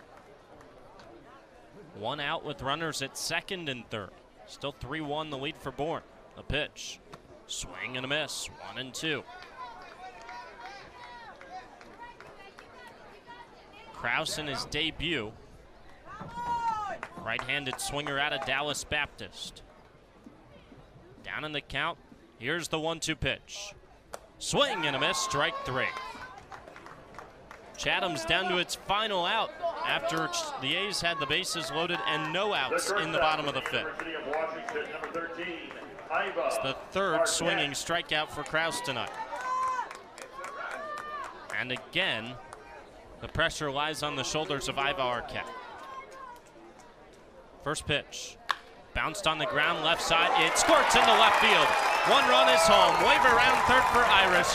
He scores without a throw. This game is tied. Arquette lined out in the 3rd to leave 2 in scoring position. This time, he comes through clutch. Chatham 3, Bourne 3. Robin Villeneuve. And that's the first big swing that really helps the A's out tonight. And Chayton Krause is going to be welcoming Arquette back with open arms to the dugout. Brings up Robin Villeneuve. The pitch. Upstairs. Ball 1. Arquette hit it hard on the ground in the hole at short. Merrick Houston got just the end of his glove, maybe to it, but he couldn't stop it from going into left field. 1-0. That's drilled out towards right center field. Neville on his horse. He looks up. Get out of here! Robin Villeneuve, welcome to Veterans Field. Home debut for the first baseman, and he gives Chatham the lead. A 2-run blast the opposite way. A's up 5-3.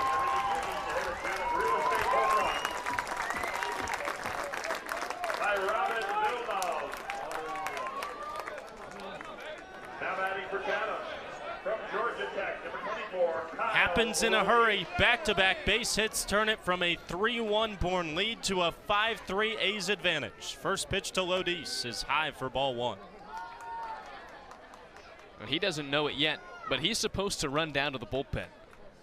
They're waving him down there. And there he goes, 1-0. Taking a strike, a breaking ball on the inside corner. Villeneuve's still got his helmet on as he chugs down the left field line. They're waving him home. 1-1 is high, ball 2 amidst the celebration in the dog pound.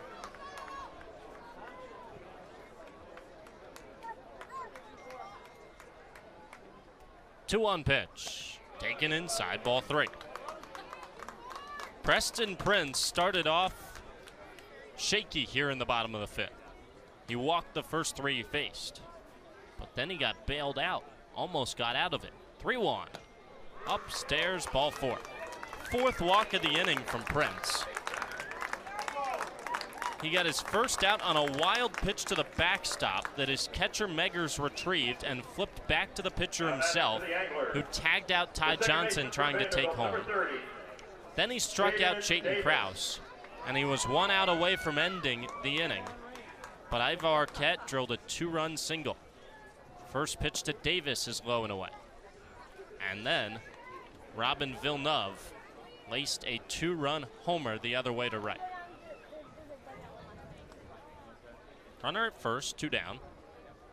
1-0 pitch. Lodis on the move. It skips in. There is no throw.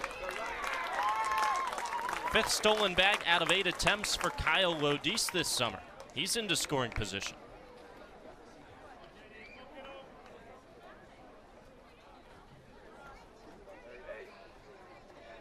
Lodis off again. Throw down to third is not in time.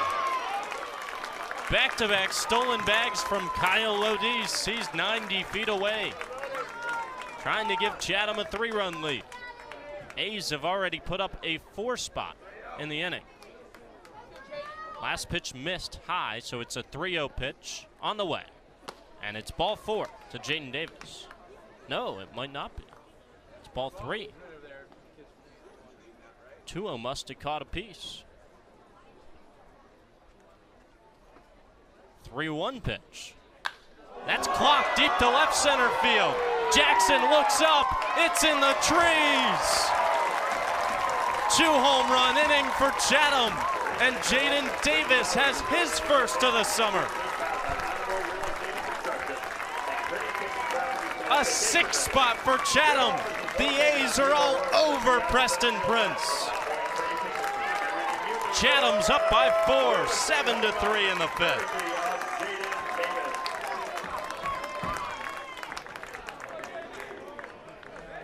Bet he's glad he got an extra pitch in there. And that brings a pitching change.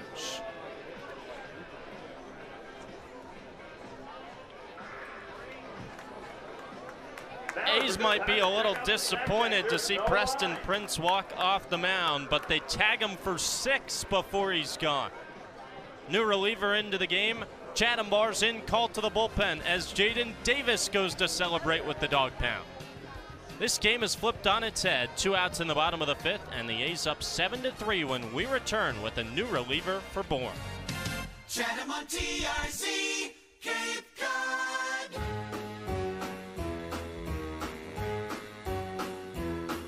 Hit the road, Jack. Don't you come back no more, no more, no more, no more. Hit the road, Jack. And don't you come back no more. What you say? Hit the road, Jack. And don't you come back no more, no more, no more, no more. Hit the road, Jack. And don't you come back no more. Oh woman, don't treat me so mean. You're the meanest old woman that I've ever seen. I guess if you say so, I'll have to pack my things and go. That's right, hit the road, Jack. And don't you come back no more, no more, no more, no more. Hit the road, Jack. And don't you come back no more. What you say? Hit the road, Jack. And don't you come back no more, no more, no more, no more. Hit the road, Jack. And don't you come back no more. Now, baby, listen, baby, don't you treat me me this away, 'cause I'll be back on my feet someday. Don't care if you do, 'cause it's understood. You ain't got no money, you just ain't no good. Well, I guess if you say so, I'll have to pack my things and go. That's right, hit the road, Jack. And don't you come back no more, no more, no more, no more. Hit the road, Jack. And don't you come back no more. What you say? Hit the road. A Chatham Larson call to the bullpen puts an end to a short first outing of the summer for Preston Prince on the Braves roster. He's replaced by Griffin Hughes. Right-handed pitcher tosses to Caleb Stelling. His first pitch is clocked high in the air, medium depth center field. Jackson drifts into the gap, and he makes the grab just shy of the track to end the fifth inning. Well, it just took one pitch out of the bullpen for Griffin Hughes. We couldn't tell you anything about him because he ends the threat for Chatham, but not before his predecessor, Preston Prince, gives up 6 runs to the Anglers on 3 hits, no errors in the field, and nobody left on base for the A's. Couple of big blasts that put Chatham in front for the first time since the second inning. A's 7, Braves 3. We're through 5 at Veterans Field. Stay with us. Top of the 6th next on the Cape Cod Baseball Network. Chatham A's on the air.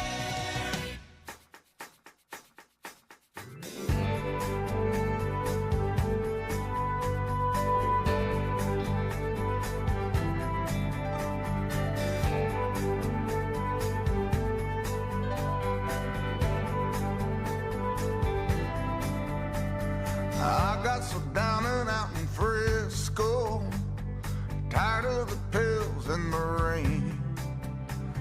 I picked up headed for the sunshine. I left a good thing behind. Seemed all of our love was in vain. Now my baby's coming in on the Tucson train.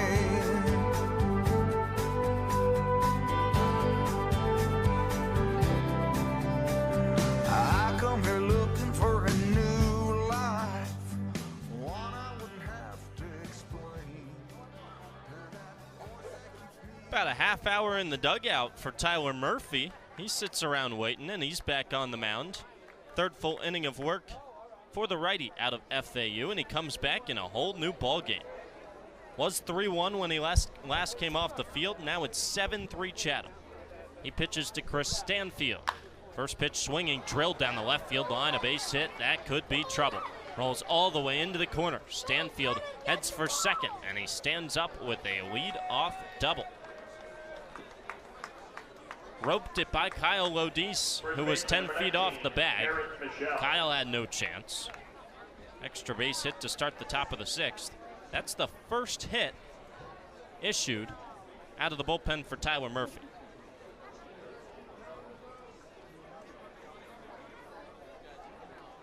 Both teams deadlocked at 4 hits aside. Garrett Michelle from the left side. The righty Murphy looks back and comes home. Check swing, he went around, strike 1. Top of the 5th inning usually means a check-in on Major League Baseball scores, presented by Mahi Gold Outfitters. I could tell you about them real quick today. There were none, and this is the top of the 6th. That's where I was going. 0-1. Inside, ball 1.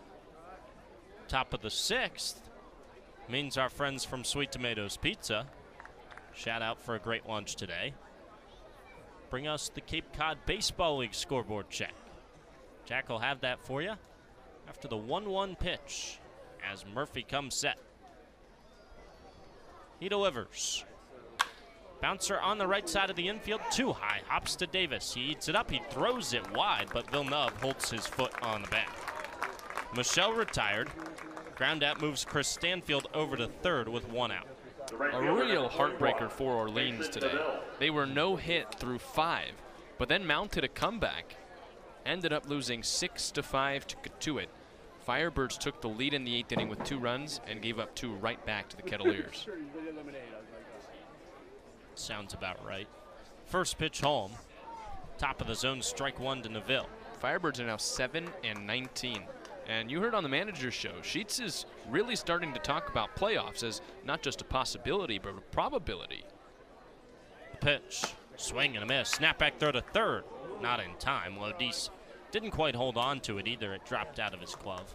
But it is 0-2 on Neville, who chased a high heater. No matter what happens tonight here at Veterans Field, the A's will have double the wins of Orleans. They'll have more than double if they win this game. 0-2. Swing and a miss. Just what the doctor ordered with a runner at third and one out. 3-pitch strikeout. Neville sent packing. And a 5th K of the evening for Tyler Murphy. How good has he been? Another score that's gone final tonight in the Cape League. Brewster shuts out Harwich. A 7-0 win for the Whitecaps. They hold the Mariners to just 2 hits on the night. First pitch to Blake Barthel. Fouled back into the screen. 4 errors in the field for Harwich. The Mariners are 10-16.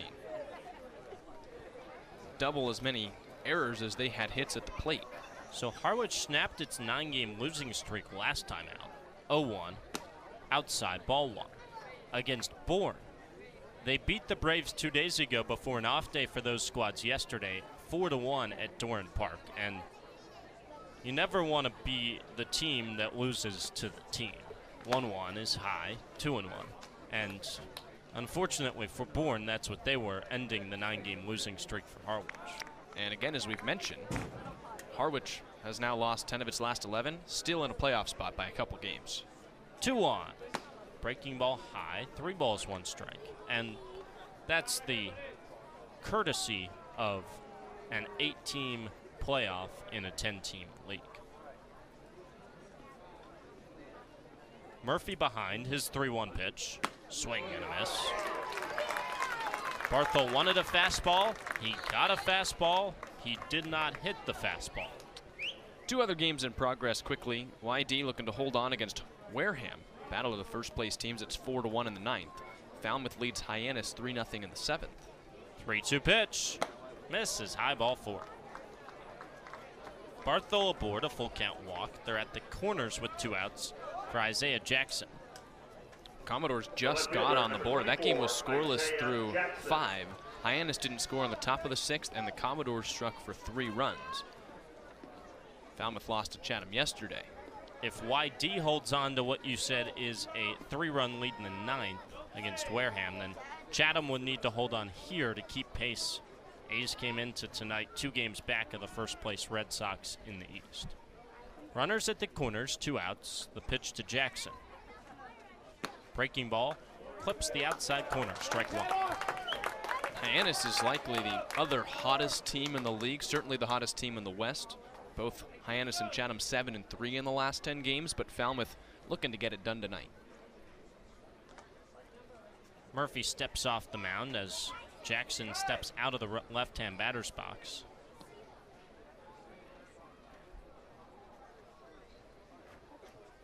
A's are set to go to Katuitt tomorrow, a rain makeup game. Katuitt will come in off a 6-5 win against Orleans. 0-1. Whistled right at Lodis. He reaches up to grab it at third, and that ends the inning. Jackson hit it hard the other way, a screamer over the head of Chatham's third baseman, but he got up in a hurry. Brings it down for the final out. Bourne leaves him at the corners as the Braves go for no runs on 1 hit. No errors from Chatham. A web gem from Lodis to end it, and 2 left on in the 6th for the Braves. Halfway through 6, your Cape Cod scoreboard brought to you by Sweet Tomatoes Pizza. And Chatham has a 7-3 lead over Bourne here at Veterans Field. Bottom of the 6th is next here on the Cape Cod Baseball Network. A's on the air.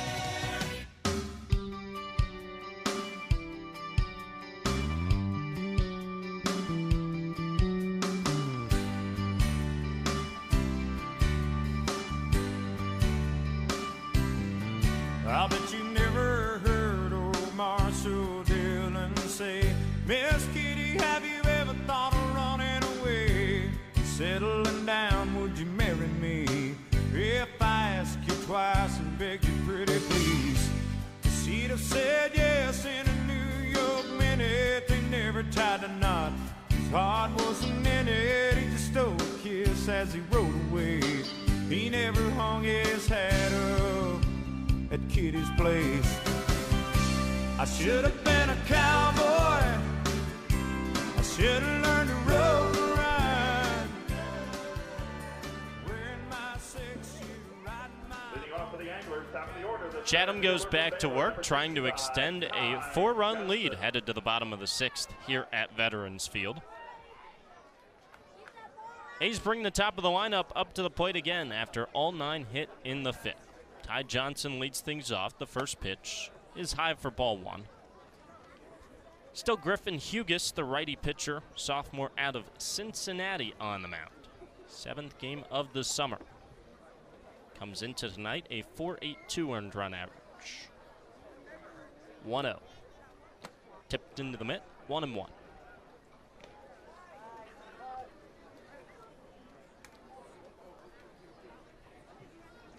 Hughes got the final out in what was a long bottom of the 5th. 1-1. Swing and a miss. Johnson chases outside at a changeup. 1-2. A's sent 9 to the plate. They scored 6 runs on just 3 hits, and 2 of those hits were home runs, courtesy of Robin Villeneuve and Jaden Davis.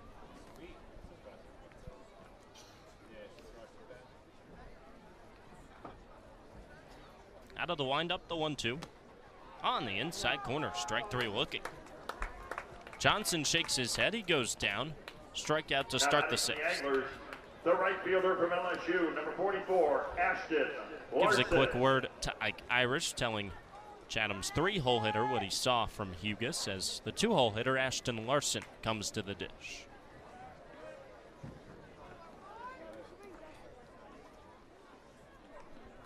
Larson yet to be retired. The pitch tipped into the mitt, strike 1. Lefty right fielder, 1 for 1 with a single and 2 walks, and he scored back in the 5th. 0-1. Misses low.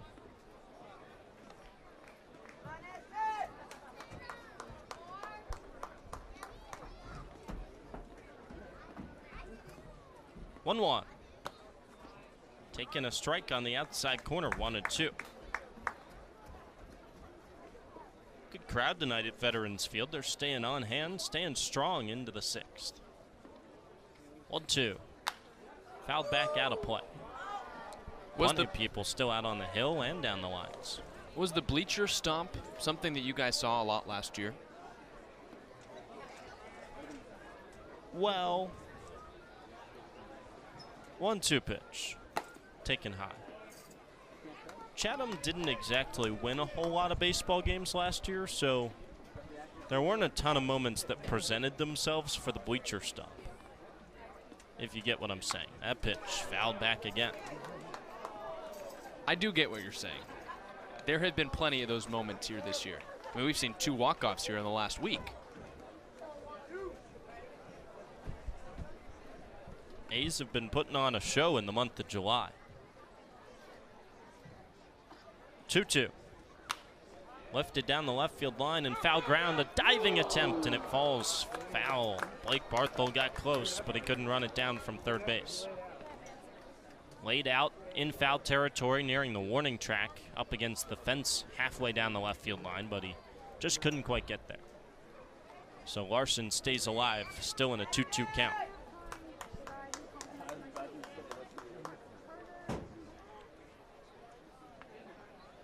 Another 2-2.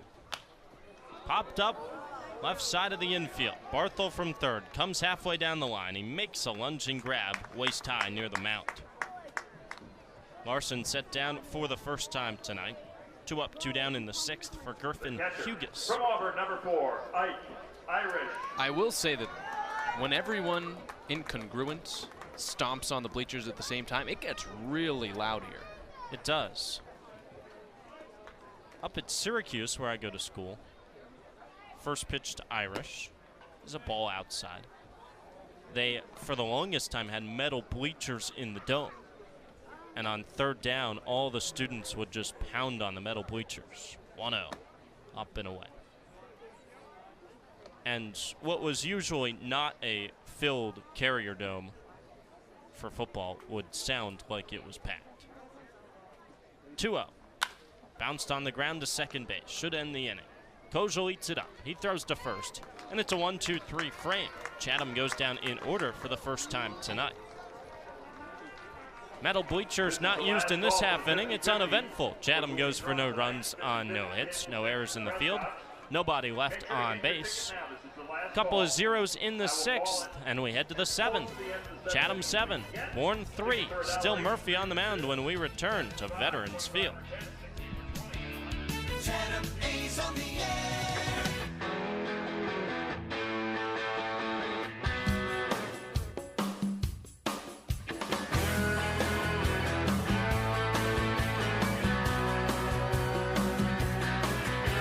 Sun coming up over New York City. School bus driver in a traffic jam. Staring at the faces in a rearview mirror. Looking at the promise of the promised land. One kid dreams of fame and fortune. One kid helps pay the rent. One could end up going to prison.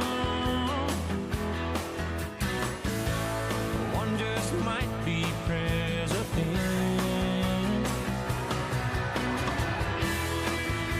Only in America, dreaming in red, white, and blue. The shortstop, number 10. Top of the 7th at Veterans Field. We're flying by like a butterfly when you compare this game to last night's game. Top of the order for Bourne. First pitch to Houston, fouled back. 3 hours and 45 minutes it took us to play 9 innings yesterday. Third base coach and the manager, Scott Landers, is a little tardy to his post. After the first pitch, he came running down the line. Not sure what would have happened if Merrick Houston laced one into the right center field gap and was wondering if he should head for third. 0-1.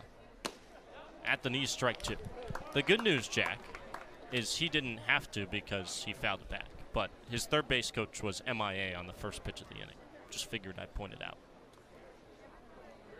0-2. Strike 3 called. Picture perfect fastball on the outside corner. Houston down on strikes for the second time against Murphy. And it's not a situation where a manager goes out to coach third when it's not his normal post. Scott Landers does go out there routinely for Bourne. We're just 2 hours in and we're into the top of the 7th. We were probably in the 4th inning last night after 2 hours. First pitch to Kojal is a strike right down the middle. I remember it distinctly that the final out in the top of the 5th to send us halfway home happened right at the 2 hour mark. That's egregious. 0-1. Strike called. Inside corner. I'm pleased to announce we're not on 4 hour pace today. No, not at all. And we shaved off a bit of time in the back half yesterday. Yeah, just over 2 hours in.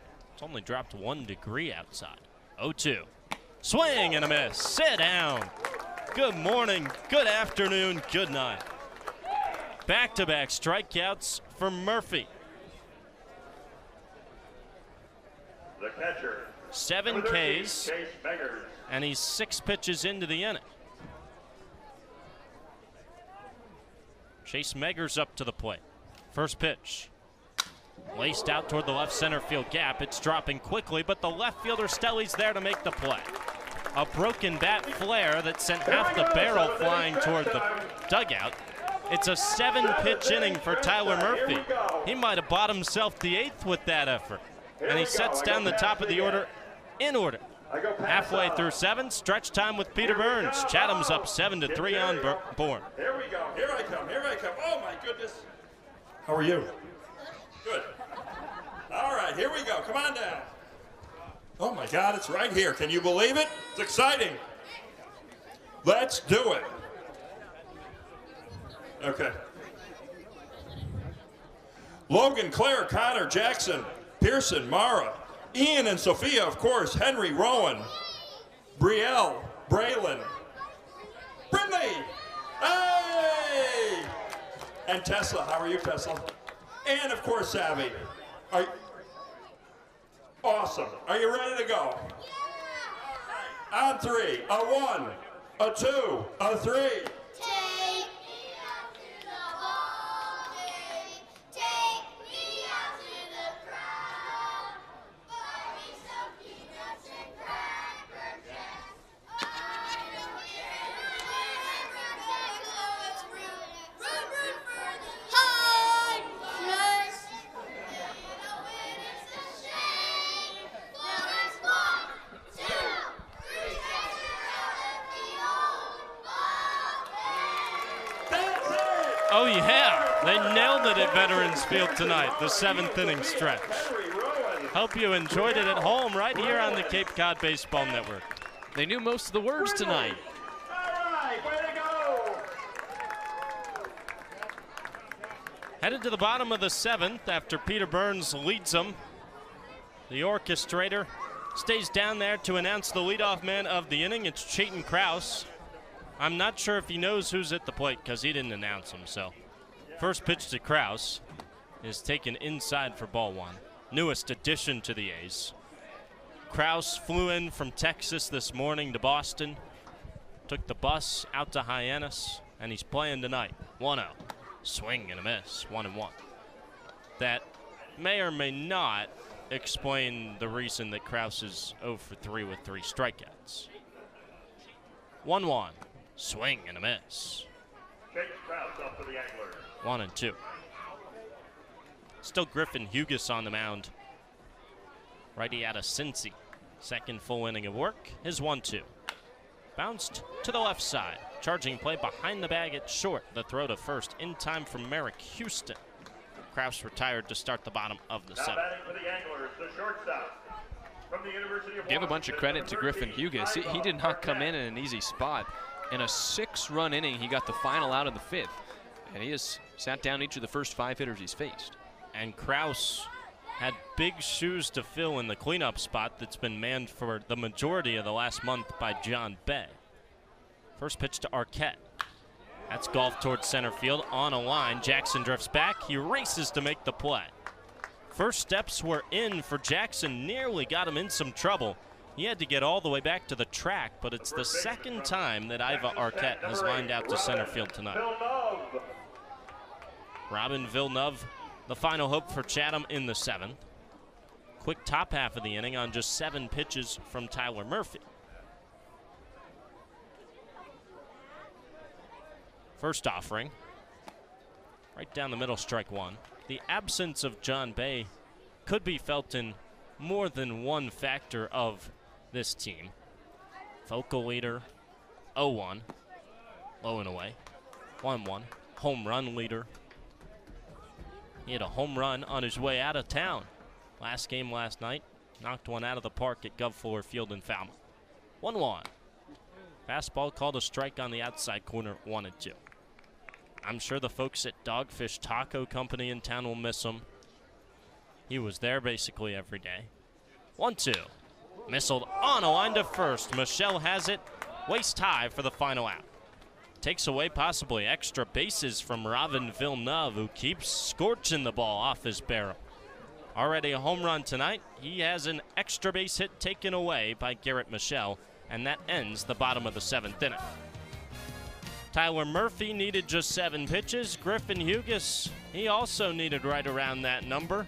A 1-2-3 bottom of the 7th to answer right back. Chatham goes for no runs on no hits, couple of lineouts, no errors in the field, and nobody left on base. We're through 7 at Veterans Field. The A's have a comfortable 7-3 lead. Tyler Murphy on to protect it when we return to the Cape Cod Baseball Network. Sports Radio, play-by-play. Go A's! Chatham on GRC.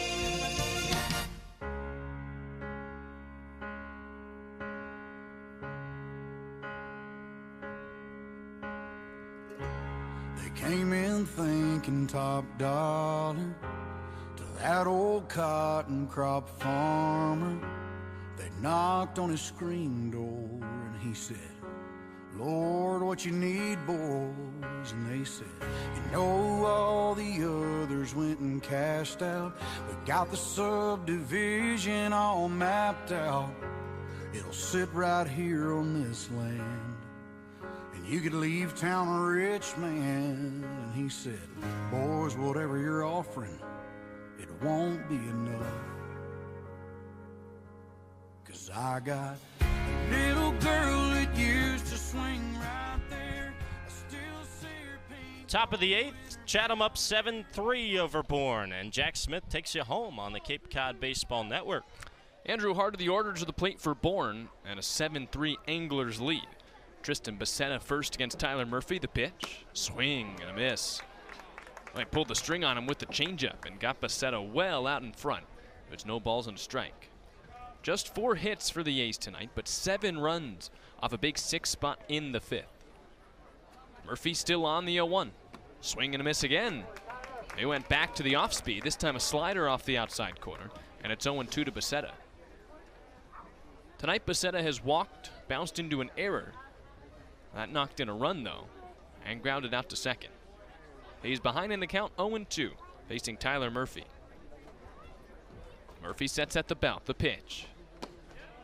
Just barely missed inside with a slider, so it's 1-2. A's have got just about as much as they could ask for tonight from Tyler Murphy. He stands glove in front of his face and sets above the belt. 1-2 home. And Becerra lines it the other way, into the gap, sinking, and it falls for a base hit. Johnson cuts it off. He's to it quickly. Long throw into second. Keeps Becerra at first. And a strong throw from Tyler Johnson means that Becerra has to stay there with a leadoff single. Rightfully a round of applause. Great play from Johnson to cut that one off before it got to the track. The designated hitter. Well, Johnson's got shoes to fill, similarly to how we were talking last inning about Chayton Krause. Because Ty Johnson takes over in center field, a spot that Austin O'Verna, 3rd-round draft pick, manned for almost the entirety of the summer for the A's. It's here Chris Stanfield bats. First pitch, squares to bunt and takes low. 1 ball and no strikes. O'Verna was a strong hitter for the A's this year, but perhaps his defense was better than his bat. But Johnson showing off the leather there, not on a catch, but on a play that saves 90 feet. 1-0 to Stanfield. He swings and chops it towards third. Lodis backs up. He goes to second for 1. Relay back to first. Well in time. Stanfield was not running. And there's 2 outs in the top of the 8th. Now he gets past first. He's not even going to jog back to the dugout. Step in front of step in front of step. He heads back to the lumber. I mean, the runner from second, Tristan Becerra, who was retired there, made it back to the dugout before Stanfield ever did. He still hasn't made it down the steps as Garrett Michelle comes to the plate. First pitch, Michelle powers it deep left center field. Johnson's racing back. It is gone! Just barely over the wall. And Garrett Michelle homers, his second of the summer, to make it 7-4, A's on top. Well, Michelle hit it out before Stanfield even got to the dugout. His second big fly of the year cuts the Chatham lead to just 3 runs. The right fielder, number 41. Puts a little bit of a damper on the mood for Tyler Murphy, who was showing pretty much a similar performance to what Micah Ashman did about 2 weeks ago. Well, now he faces Mason Neville. First pitch, swinging a swing and a miss. 0-1. If he can get this out, he'll have tossed 5 1/3 innings, and that would be the lone run he's given up. Similar to when Ashman did almost the identical thing. 0-1. Neville hits a high fly ball center field. This time Johnson's got a beat on it as he backs up to the track, and he makes the catch. Murphy does give up the 1 run on 2 hits in the inning, and everybody is out of the Chatham dugout to come give him some pats on the back. A solo home run from Garrett Michelle, the only run in the inning. On 2 hits, a double play turn means no runners left on base. Heading to the bottom of the 8th, Chatham still on top, but the lead cut to 3. It's 7-4 Anglers as the bottom third of the order comes up. Lodice, Davis, and Stelly when we come back on the Cape Cod Baseball Network. Chatham on TRC, Cape Cod. Hooked on a feeling. I'm high on believing that you're in love with me. Lips as sweet as candy. Its taste is on my mind. Girl, you got me thirsty for another cup of wine. Got a bug from you, girl, but I don't need no cure. I just stay affecting if I can for sure. All the good love when we're all alone. Keep it up, girl. Yeah, you turn me on. Hooked on a feeling. The third baseman from Back for the bottom of the 8th here at Veterans Field, and the ace and the bottom third of the order to the plate against Griffin Hughes. Right-hander stares for his sign on his wrist as he faces Kyle Lodice, followed by Jaden Davis and Caleb Stelly. That's 3 righties to the plate for Chatham. 7-4 A's on top as Hughes is into his windup and he throws. Fastball misses high to Lodice. It's 1 ball and no strikes. Attendance announced here at Veterans Field as one of the biggest crowds of the year. 2,723. 1-0. Slider is off the outside corner. No, just barely hits it. Oh, it's a ball and a strike. And the crowd, Andrew, has been in full force tonight. 1-1. Lodice chops it towards third. Charging, Barthol's got it. He picks it, he throws to first, and he gets him by a step. There haven't been many louder moments here at Veterans Field this season than when the A's put up that 6th spot in the 5th inning. Bleacher stomp was in full effect. On a couple of home runs, it got real loud in here real fast. 1 out, here's Jaden Davis, who had one of those home runs. First pitch, he nubs it foul. Near the Chatham, or rather the Bourne dugout, no balls and a strike. That 6-run inning has the A's comfortably in front.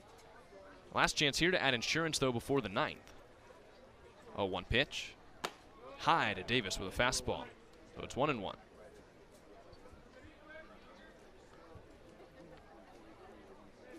Hughes scales the back of the mound. He is set below the belt. Brings the glove to his face, and from the windup, the 1-1. Davis pops it foul. It's out of play. First base side, 1-2. Davis's home run knocked in the final 2 of the 6 runs in the 5th. Today he's also got a walk and a ground out to short. 3 total runs batted in on the night. As Hughes steps off, Joe LaBella, the home plate umpire, wants to make sure that he's focusing in on Jaden Davis before coming set and throwing the pitch.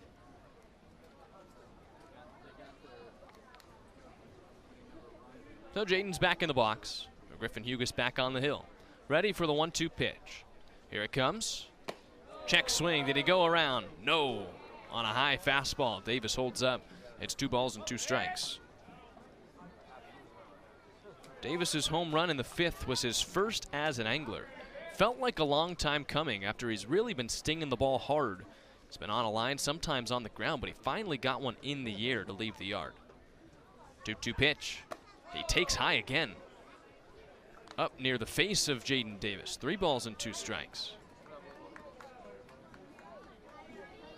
Trying to reach with 1 out and the base is empty. Here's the payoff pitch. He lines it towards short, past the glove of Houston into left center field. Davis takes a big turn around first. He's heading for second. Here's the throw in. Relay. He slides. He's safe. And Isaiah Jackson in center field is losing his mind. As Camden Kojal, the second baseman, cut the ball off.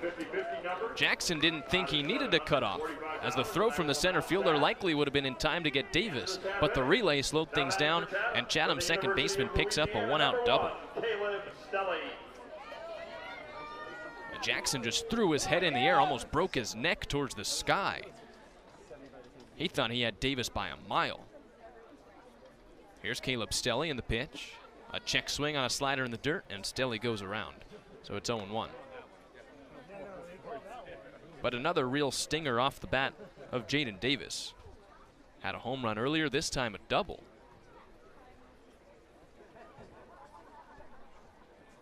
Right on right, here's the 1-0. Rather, pitch in the dirt makes it a ball and a strike.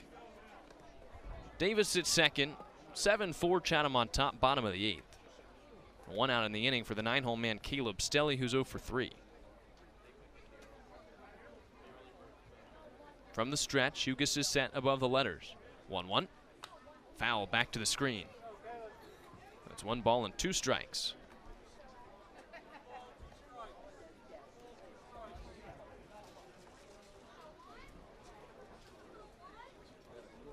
Stelly, after an 0 for 3 day so far, is 1 for his first 19 with the A's. 1-2 pitch. He swings and misses. It's out of the glove of the catcher, Meggers. Stelly takes off for first. He'll make it there as the ball rolls all the way to the backstop. And a drop third strike allows Davis to go to third and Stelly to reach first. 8th strikeout of the night for Bourne is a little bit different and puts Stelly at first.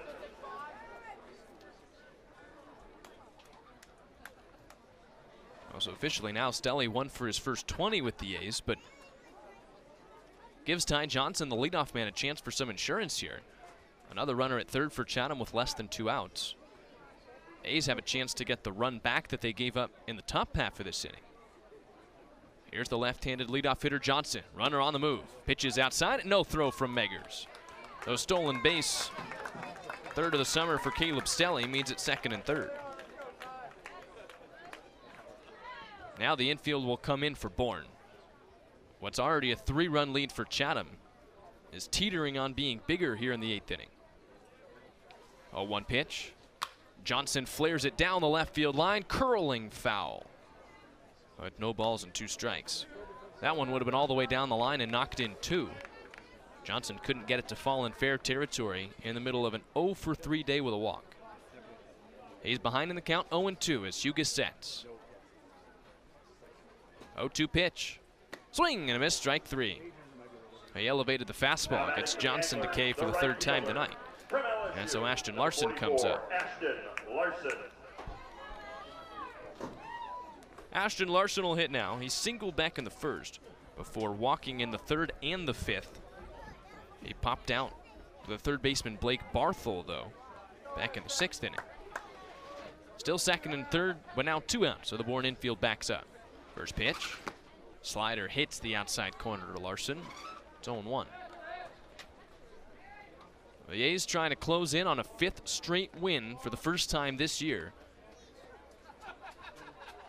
Up 7-4 in the bottom of the 8th. Larson takes high at the 0-1, so it's 1 ball and 1 strike.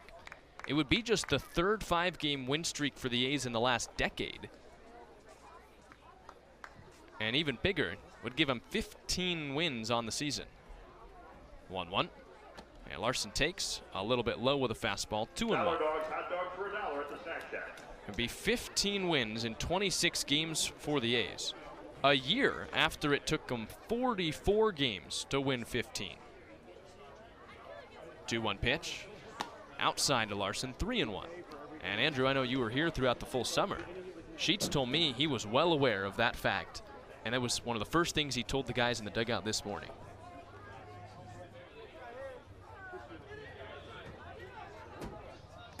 3-1 pitch. Low to Larson, ball 4. Ashton walks for the 3rd time tonight. That's base on balls number 10 for the A's. And the bases are loaded.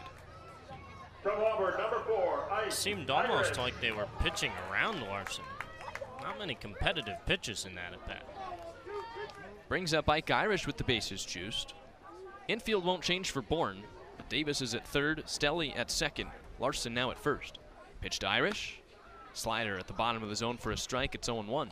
And Jack, I wouldn't say this Chatham team was doing anything special through the first 2 or 3 weeks of the season, but the month of July has been scorching hot for Chatham. 0-1. Strike 2. Fastball in the outside corner.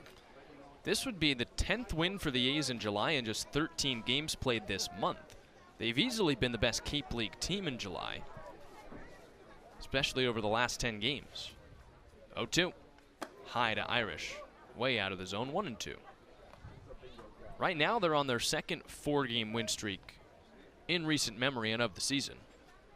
They lost at Falmouth to break that previous streak, but are on their way to a win tonight.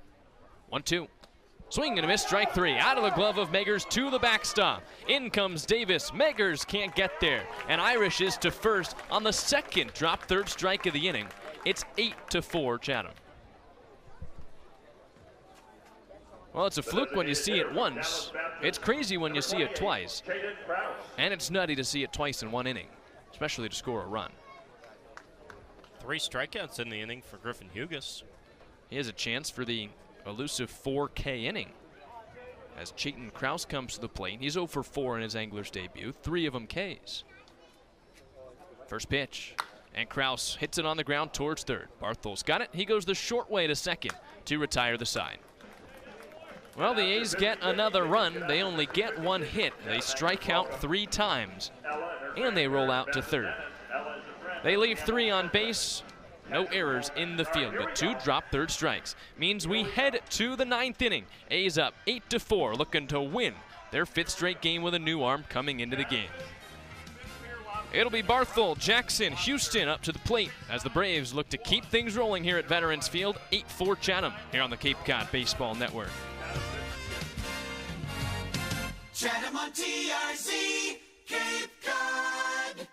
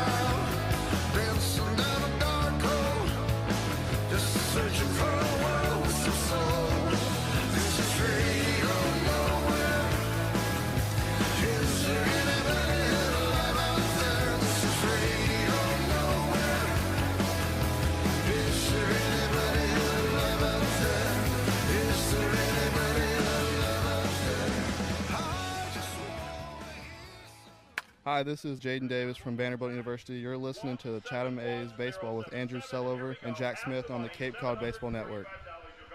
Welcome back here from Veterans Field. We're ready for the top of the 9th inning. Chatham up 8-4 over Bourne, looking to win its 5th straight game. As a new pitcher enters for Chatham in relief of Tyler Murphy. The new arm is the right-hander Malachi Witherspoon. This call to the bullpen is presented by Chatham Bars Inn, and it forces in Malachi Witherspoon, 6'2", 211-pound sophomore righty from Oklahoma. He's on for his 5th appearance for the A's this year. And so far, he's gotten hit around a little bit. 5 hits in 6 innings, 5 earned runs, but 8 strikeouts to 7 walks. He's looking to close out a 5th consecutive victory for the A's here in July. He faces Blake Barthel, Isaiah Jackson, and Merrick Houston. That's 2 lefties and a righty for Bourne.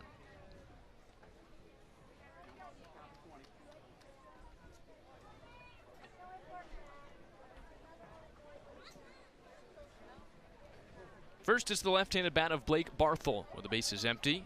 Nobody out in the inning. Witherspoon sets at the belt and delivers. Line back to the screen. It's 0-1. Tonight, Barthel is 0 for 2 with a walk. Flew out to center his first time to the plate, struck out swinging against the reliever Tyler Murphy before walking in the 6th. Witherspoon pins his glove to his ear as he waits for the sign. Now comes set at the belt. 0-1 pitch is tapped foul. Under the legs of Isaiah Jackson in the on-deck circle. It's no balls and 2 strikes.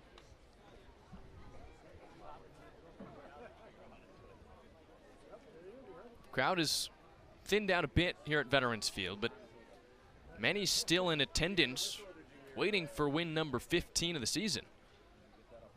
0-2 pitch. Fastball is high. It's 1 ball and 2 strikes. They're quiet now. I'm sure when 2 outs hit, they'll start to get loud. That's been the case this season. A group that has really adopted this team throughout the summer. 1-2. Big curveball outside. 2 balls and 2 strikes. After seeing the A's go 15, 27, and 2, win 15 this year could come a whole month earlier. 15 and 11 would be the A's record. 2-2 is fouled down the right field line.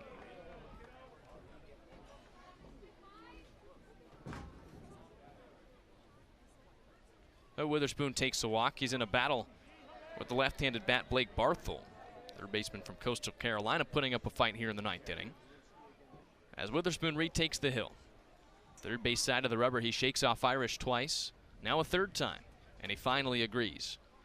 Set at the bell. 2-2 pitch. Off the outside corner, ball 3. That time it was the slider to move the count full. Last thing Witherspoon wants to do is walk the first hitter here in the 9th. It would be his 8th of the season in just 6 innings. 3-2 pitch. Check swing, fastball, and it gets away from Irish. Didn't make contact as the throw now goes to first, and Barthel beats it out. Chatham's dugout wanted a foul ball there, but it was a swing and miss that Irish never caught. It skipped away from him. And across the last inning, we've seen 3 drop third strikes where the batter is reached.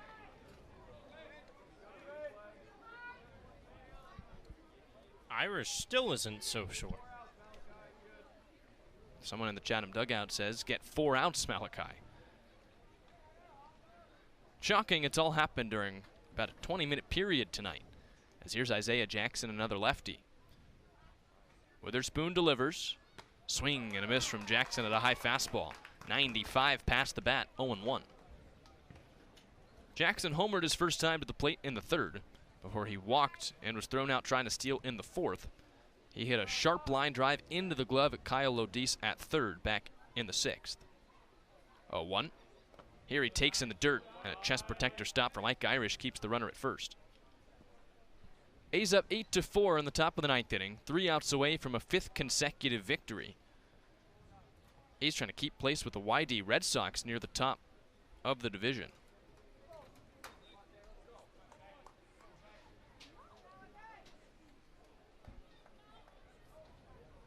Barthel gets a short lead off first, held on by Villeneuve, as Witherspoon sets. Here comes the 0-1, and Jackson powers it high in the air center field, but Ty Johnson's got a beat on it. He backpedals to his right, and he makes the catch for out number 1. 1 out in the inning, and the lineup card flips back to the top. Merrick Houston, the Wake Forest shortstop, comes to the plate. 1 out in the inning, now a runner at first.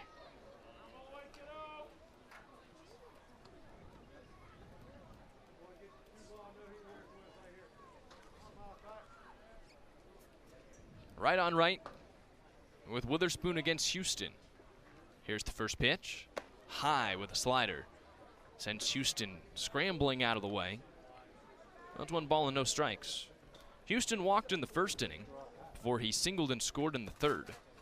Since then, back-to-back strikeouts against the reliever Tyler Murphy. 1-0 from Witherspoon.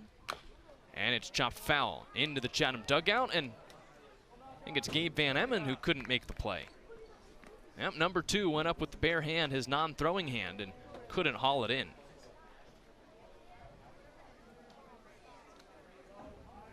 He gets an earful from Andrew Williams, another lefty sitting next to him.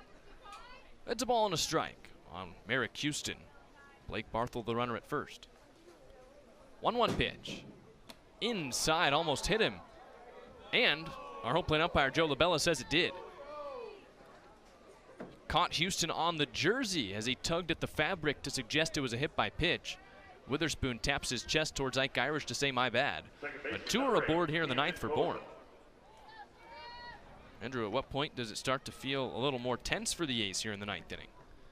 Probably if one more guy reaches, then you bring the tying run to the plate. Well, here's Camden Kojal in the middle of an 0 for 4 day with 2 runners aboard and 1 out. Braves trail it by 4 here in the 9th. First pitch, swing and a miss. Fastball at 92 from Witherspoon, 0-1. A's still do have a pitcher down in the bullpen. And he's warming up. The rest of the bullpen has joined the dugout. 0-1 pitch. High to Kojal. 1 ball and 1 strike. Starting to get a light mist coming over Veterans Field. Just under the lights, you can see the droplets flying from behind home plate and onto the playing surface. Still well above the heads of the players. A 1-1 pitch. Kojal breaks his bat. Foul line drive down the first base line. It's 1-2. He needs a new stick. His bat boy's out to greet him. And Andrew, while we wait on the new bat, Tyler Murphy was electric today in his A's debut out of the bullpen. Final line for the right-hander. 5 1/3 innings, 3 hits, 1 earned run with 7 strikeouts. He pitched about as well as Sheets could have imagined when he brought him out of the pen in the 3rd.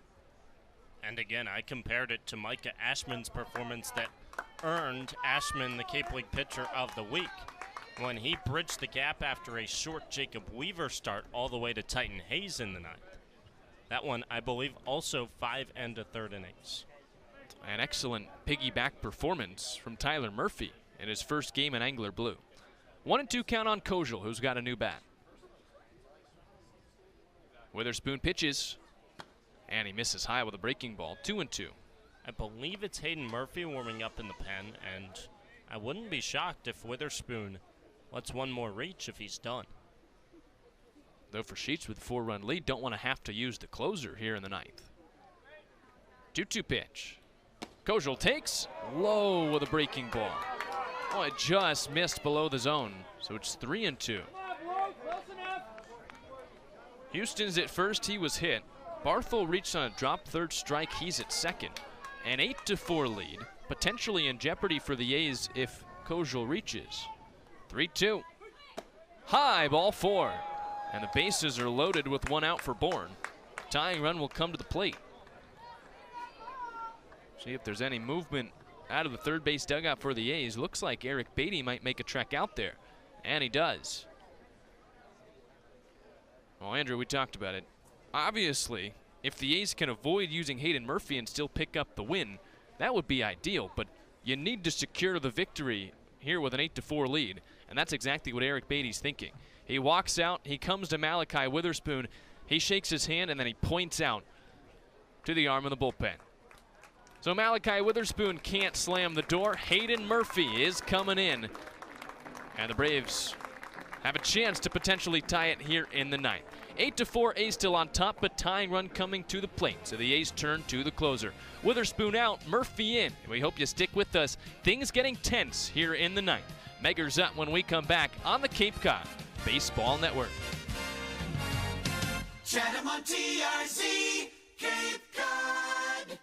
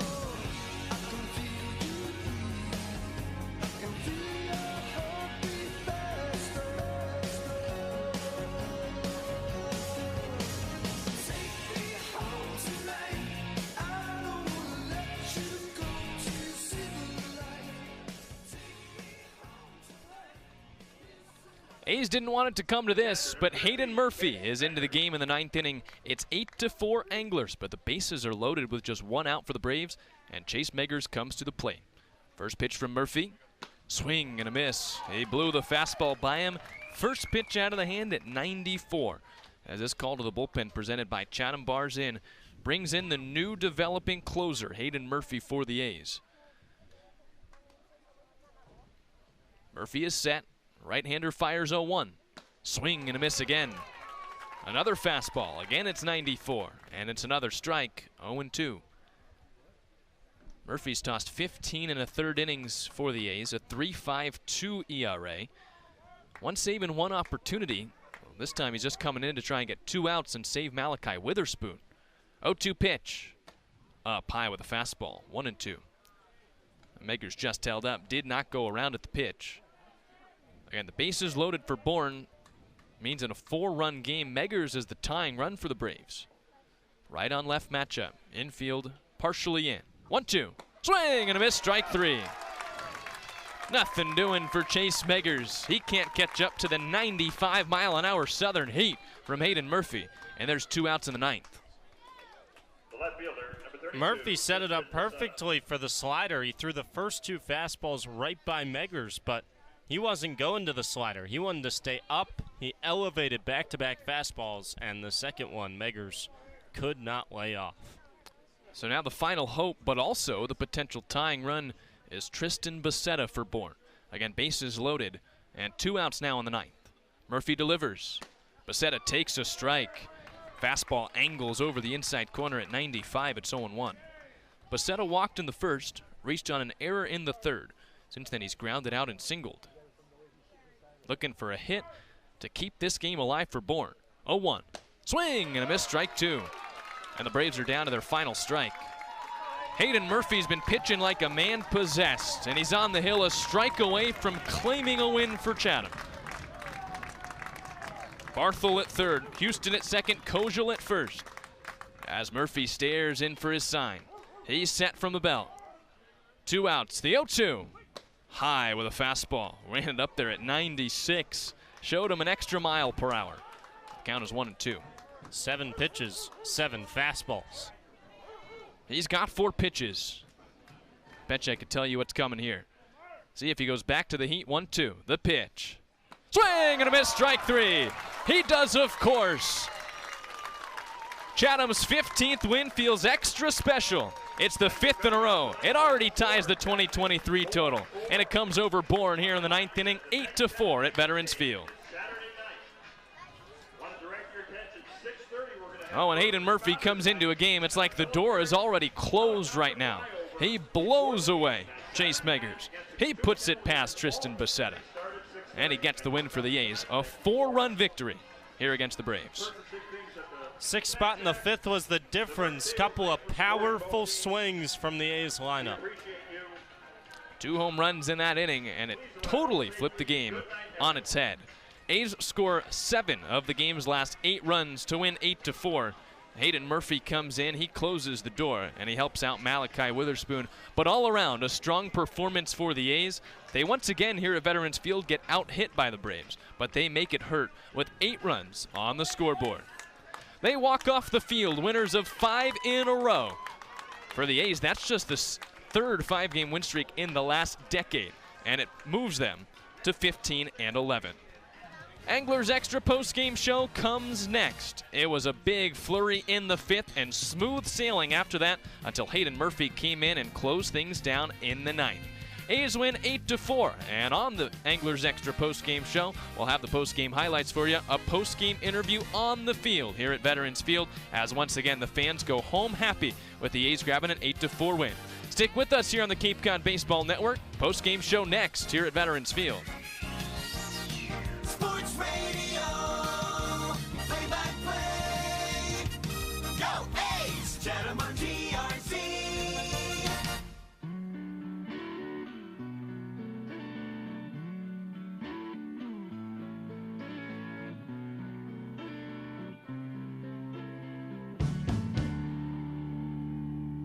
When the lights go down in the city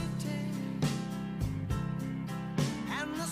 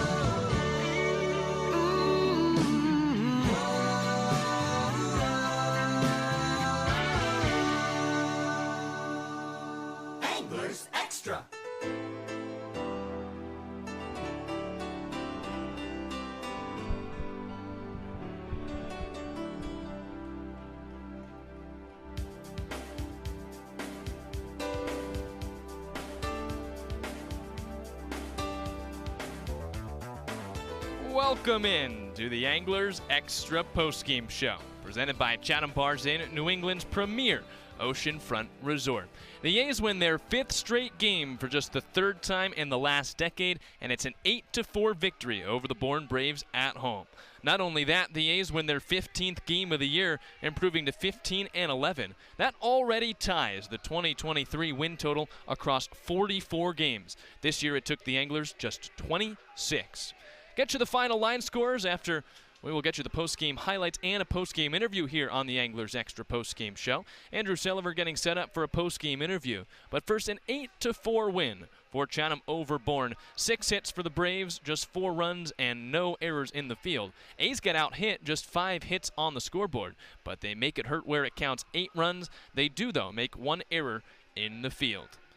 Winning pitcher tonight was Tyler Murphy, as Preston Prince got the loss for Bourne. Hayden Murphy comes in and he gets his 2nd save. And what a night it was for Chatham. Again, the home crowd helping the comeback kids here in Chatham, who score 7 of the game's final 8 runs. And with bubbles flying up above Veterans Field, the A's grab an 8-4 win. Andrew Selover is down field side. He's got a man lined up for the post-game interview. Andrew, we'll send it down to you. Thank you, Jack. I'm down here post-game with Tyler Murphy out of Florida Atlantic. Tyler, in his first appearance of the summer on Cape Cod with Chatham, goes 5 1/3 tonight, just 1 run allowed. Tyler, what did you think of your first performance with Chatham? You know, it felt awesome. I'm just blessed to be here. You know, this is an awesome opportunity to be around these guys. And, you know, I've been dialed in with these guys the last few days. And, you know, to come out here and play for them was awesome. You came into the 3rd inning with 2 runners on, Chatham trailing. What's going through your mind when you throw that first pitch in the Cape? You know, bases juiced. First pitch is just go right at the guy in the box. You know, there's nothing else you can do. Just have fun with it. And everything kind of fell into place after that.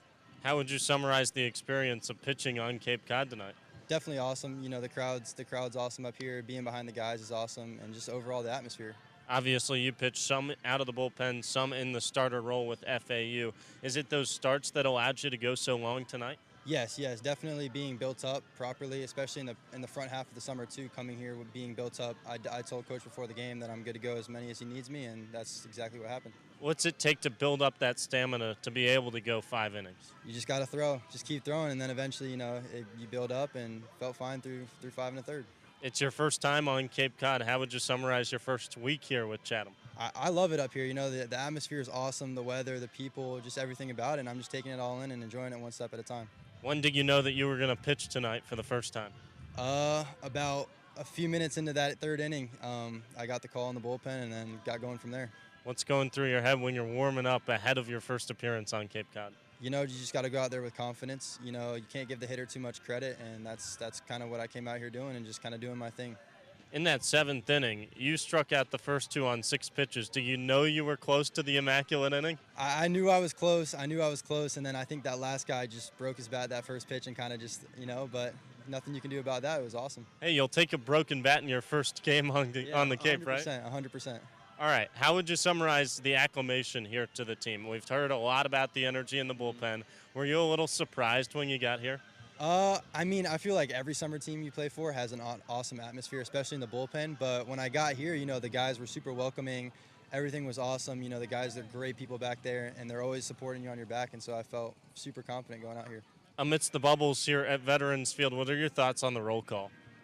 I love the roll call. You know, I feel like, I mean, I've only been through 3 games here, but I feel like definitely that's a tradition that gets the guys going and ready to go out there. How would you summarize the coaching style of this staff that you've gotten to play for here?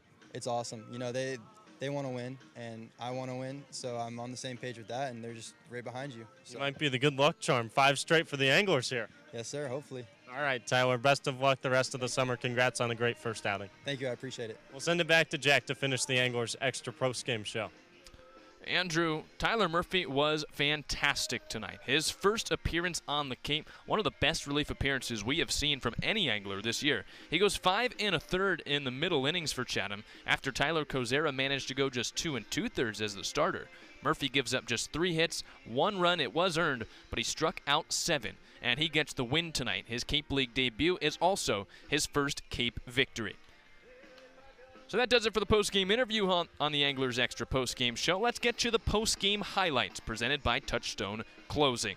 A's struck first in this game. After both teams went scoreless in the first, the Anglers got back-to-back walks to Iva Arquette and Robin Villeneuve to start the second. After Kyle Lodis bunted them both over, Jaden Davis, amidst his hot streak, came to the plate, looking to put the Anglers up on the scoreboard early. 2-1 pitch, and Davis chops it towards short. Houston comes in. He fields near his head. He throws to first, and he gets Davis. But Arquette comes in to score, and on a bounce out from Jaden Davis, the A's have a 1-0 lead. A's were hoping the lead would last for a while, but Tyler Kozera ran into some trouble in the third inning. He went 6 2/3, and the only trouble he saw in his last start came in the seventh. But early on in the third inning, it was clear that something wasn't quite right for Tyler Kozera. He gave up a single to Merrick Houston through the right side to start the third inning. After he got Camden Kojal to pop out to first, Chase Megger singled, which brought Tristan Bassetta to the plate. Bassetta would face Tyler Kozera with a couple of runs in, and he ended up reaching on an error that tied the game. Later on in the inning, Chris Stanfield would come out. He's the reigning Cape League hitter of the week, and he was looking to add to the Bourne lead. Lefty at the plate now, the 1-1. And Bassetta checks his swing. He rolls it on the ground towards third. Lodis is up with it. He throws to first. It's high and away from Villeneuve, and that'll allow a run to score. Houston around third. He touches the plate as Villeneuve searches for it near the camera well. Both other runners advance as Meggers goes to third, and the batter Tristan Bassetta gets second.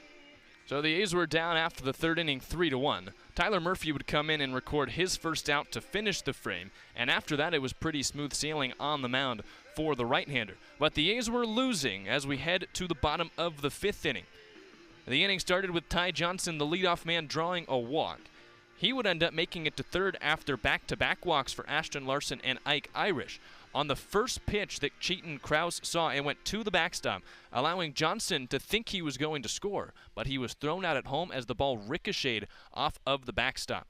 Cheaton Krause would end up striking out, so it went from bases loaded, nobody out, to looking like the A's might not score a run. Enter Iva Arquette. Here's the payoff pitch. First pitch. Bounced on the ground, left side. It squirts into left field. One run is home. Wave around third for Irish. He scores without a throw. This game is tied.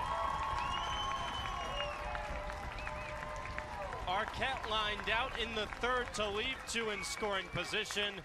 This time, he comes through clutch. So Arquette tied the game at 3. He picked up 2 runs batted in the inning. And the next hitter, with Chatham now tied, would come up looking to change things. Robin Villeneuve played his first game for the A's yesterday, and the first baseman transferring from Tennessee to Texas Tech was ready when he came up to the plate against the lefty Preston Prince. 1-0. That's drilled out towards right center field. Neville on his horse. He looks up. Get out of here! Robin Villeneuve, welcome to Veterans Field. Home debut for the first baseman, and he gives Chatham the lead. A 2-run blast the opposite way. A's up 5-3. First home run of the summer for Robin Villeneuve, and he has stung the ball across his first 2 games with the Anglers. Double off the wall yesterday, today a home run. He added a walk and lined out sharply. He's been hitting the ball well in his first couple games in Angler Blue. Right after that, Kyle Lodis walked with 2 outs. He then stole second and third, bringing up Jaden Davis on a 4-game hit streak. He had bounced out his first time up, but he wanted to keep the streak alive in exciting fashion. 3-1 pitch.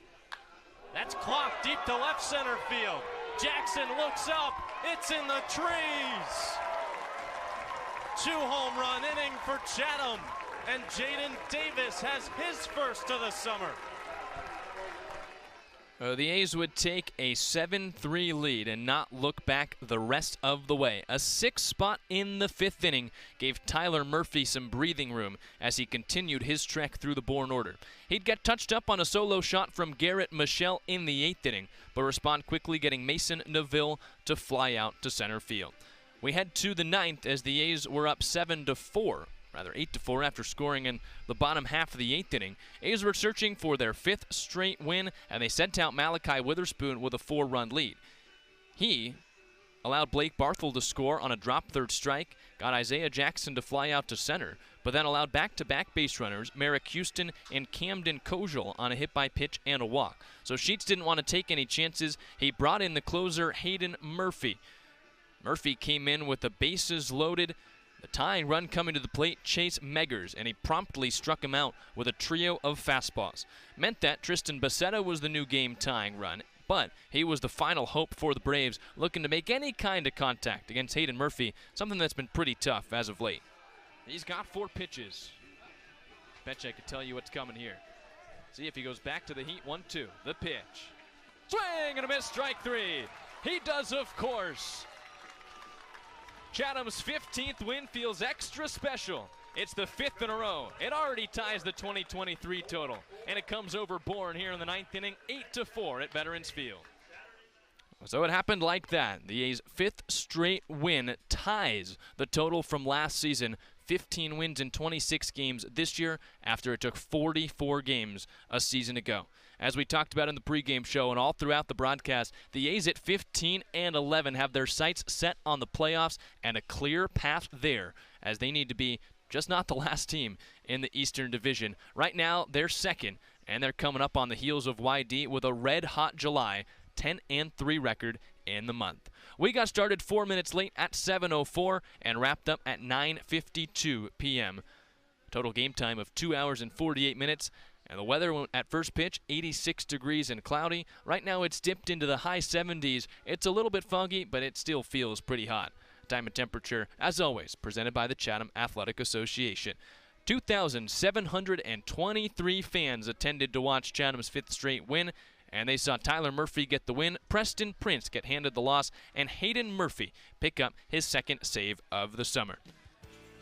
Well, that'll do it for us here on the Cape Cod Baseball Network. A's win 8-4 on the back of just 5 hits, but a 6-run 5th inning. If the rain holds up, Anglers head to Cotuit tomorrow to take on the Kettleers for the 3rd time this season, and we hope we can get that one in, as that game was already rained out last week. For my partner Andrew Selover, our producer Giovanni Collada, I'm Jack Smith saying thank you for tuning in. We hope to see you tomorrow on the Cape Cod Baseball Network. Chatham Anglers Baseball 2024 has been brought to you by Chatham Bars Inn, Chatham Clothing Bar, Touchstone Closing, Mahi Gold, Chatham Hardware, Sweet Tomatoes Pizza, the Red Nun Bar and Grill, Short and Sweet Ice Cream, Cape Cod 5, and by the Chatham A's. Chatham A's Baseball, Sports Radio, play-by-play, summertime on Cape Cod. This has been an exclusive presentation of Chatham A's Baseball on TRZ Team Line. Chatham on TRZ.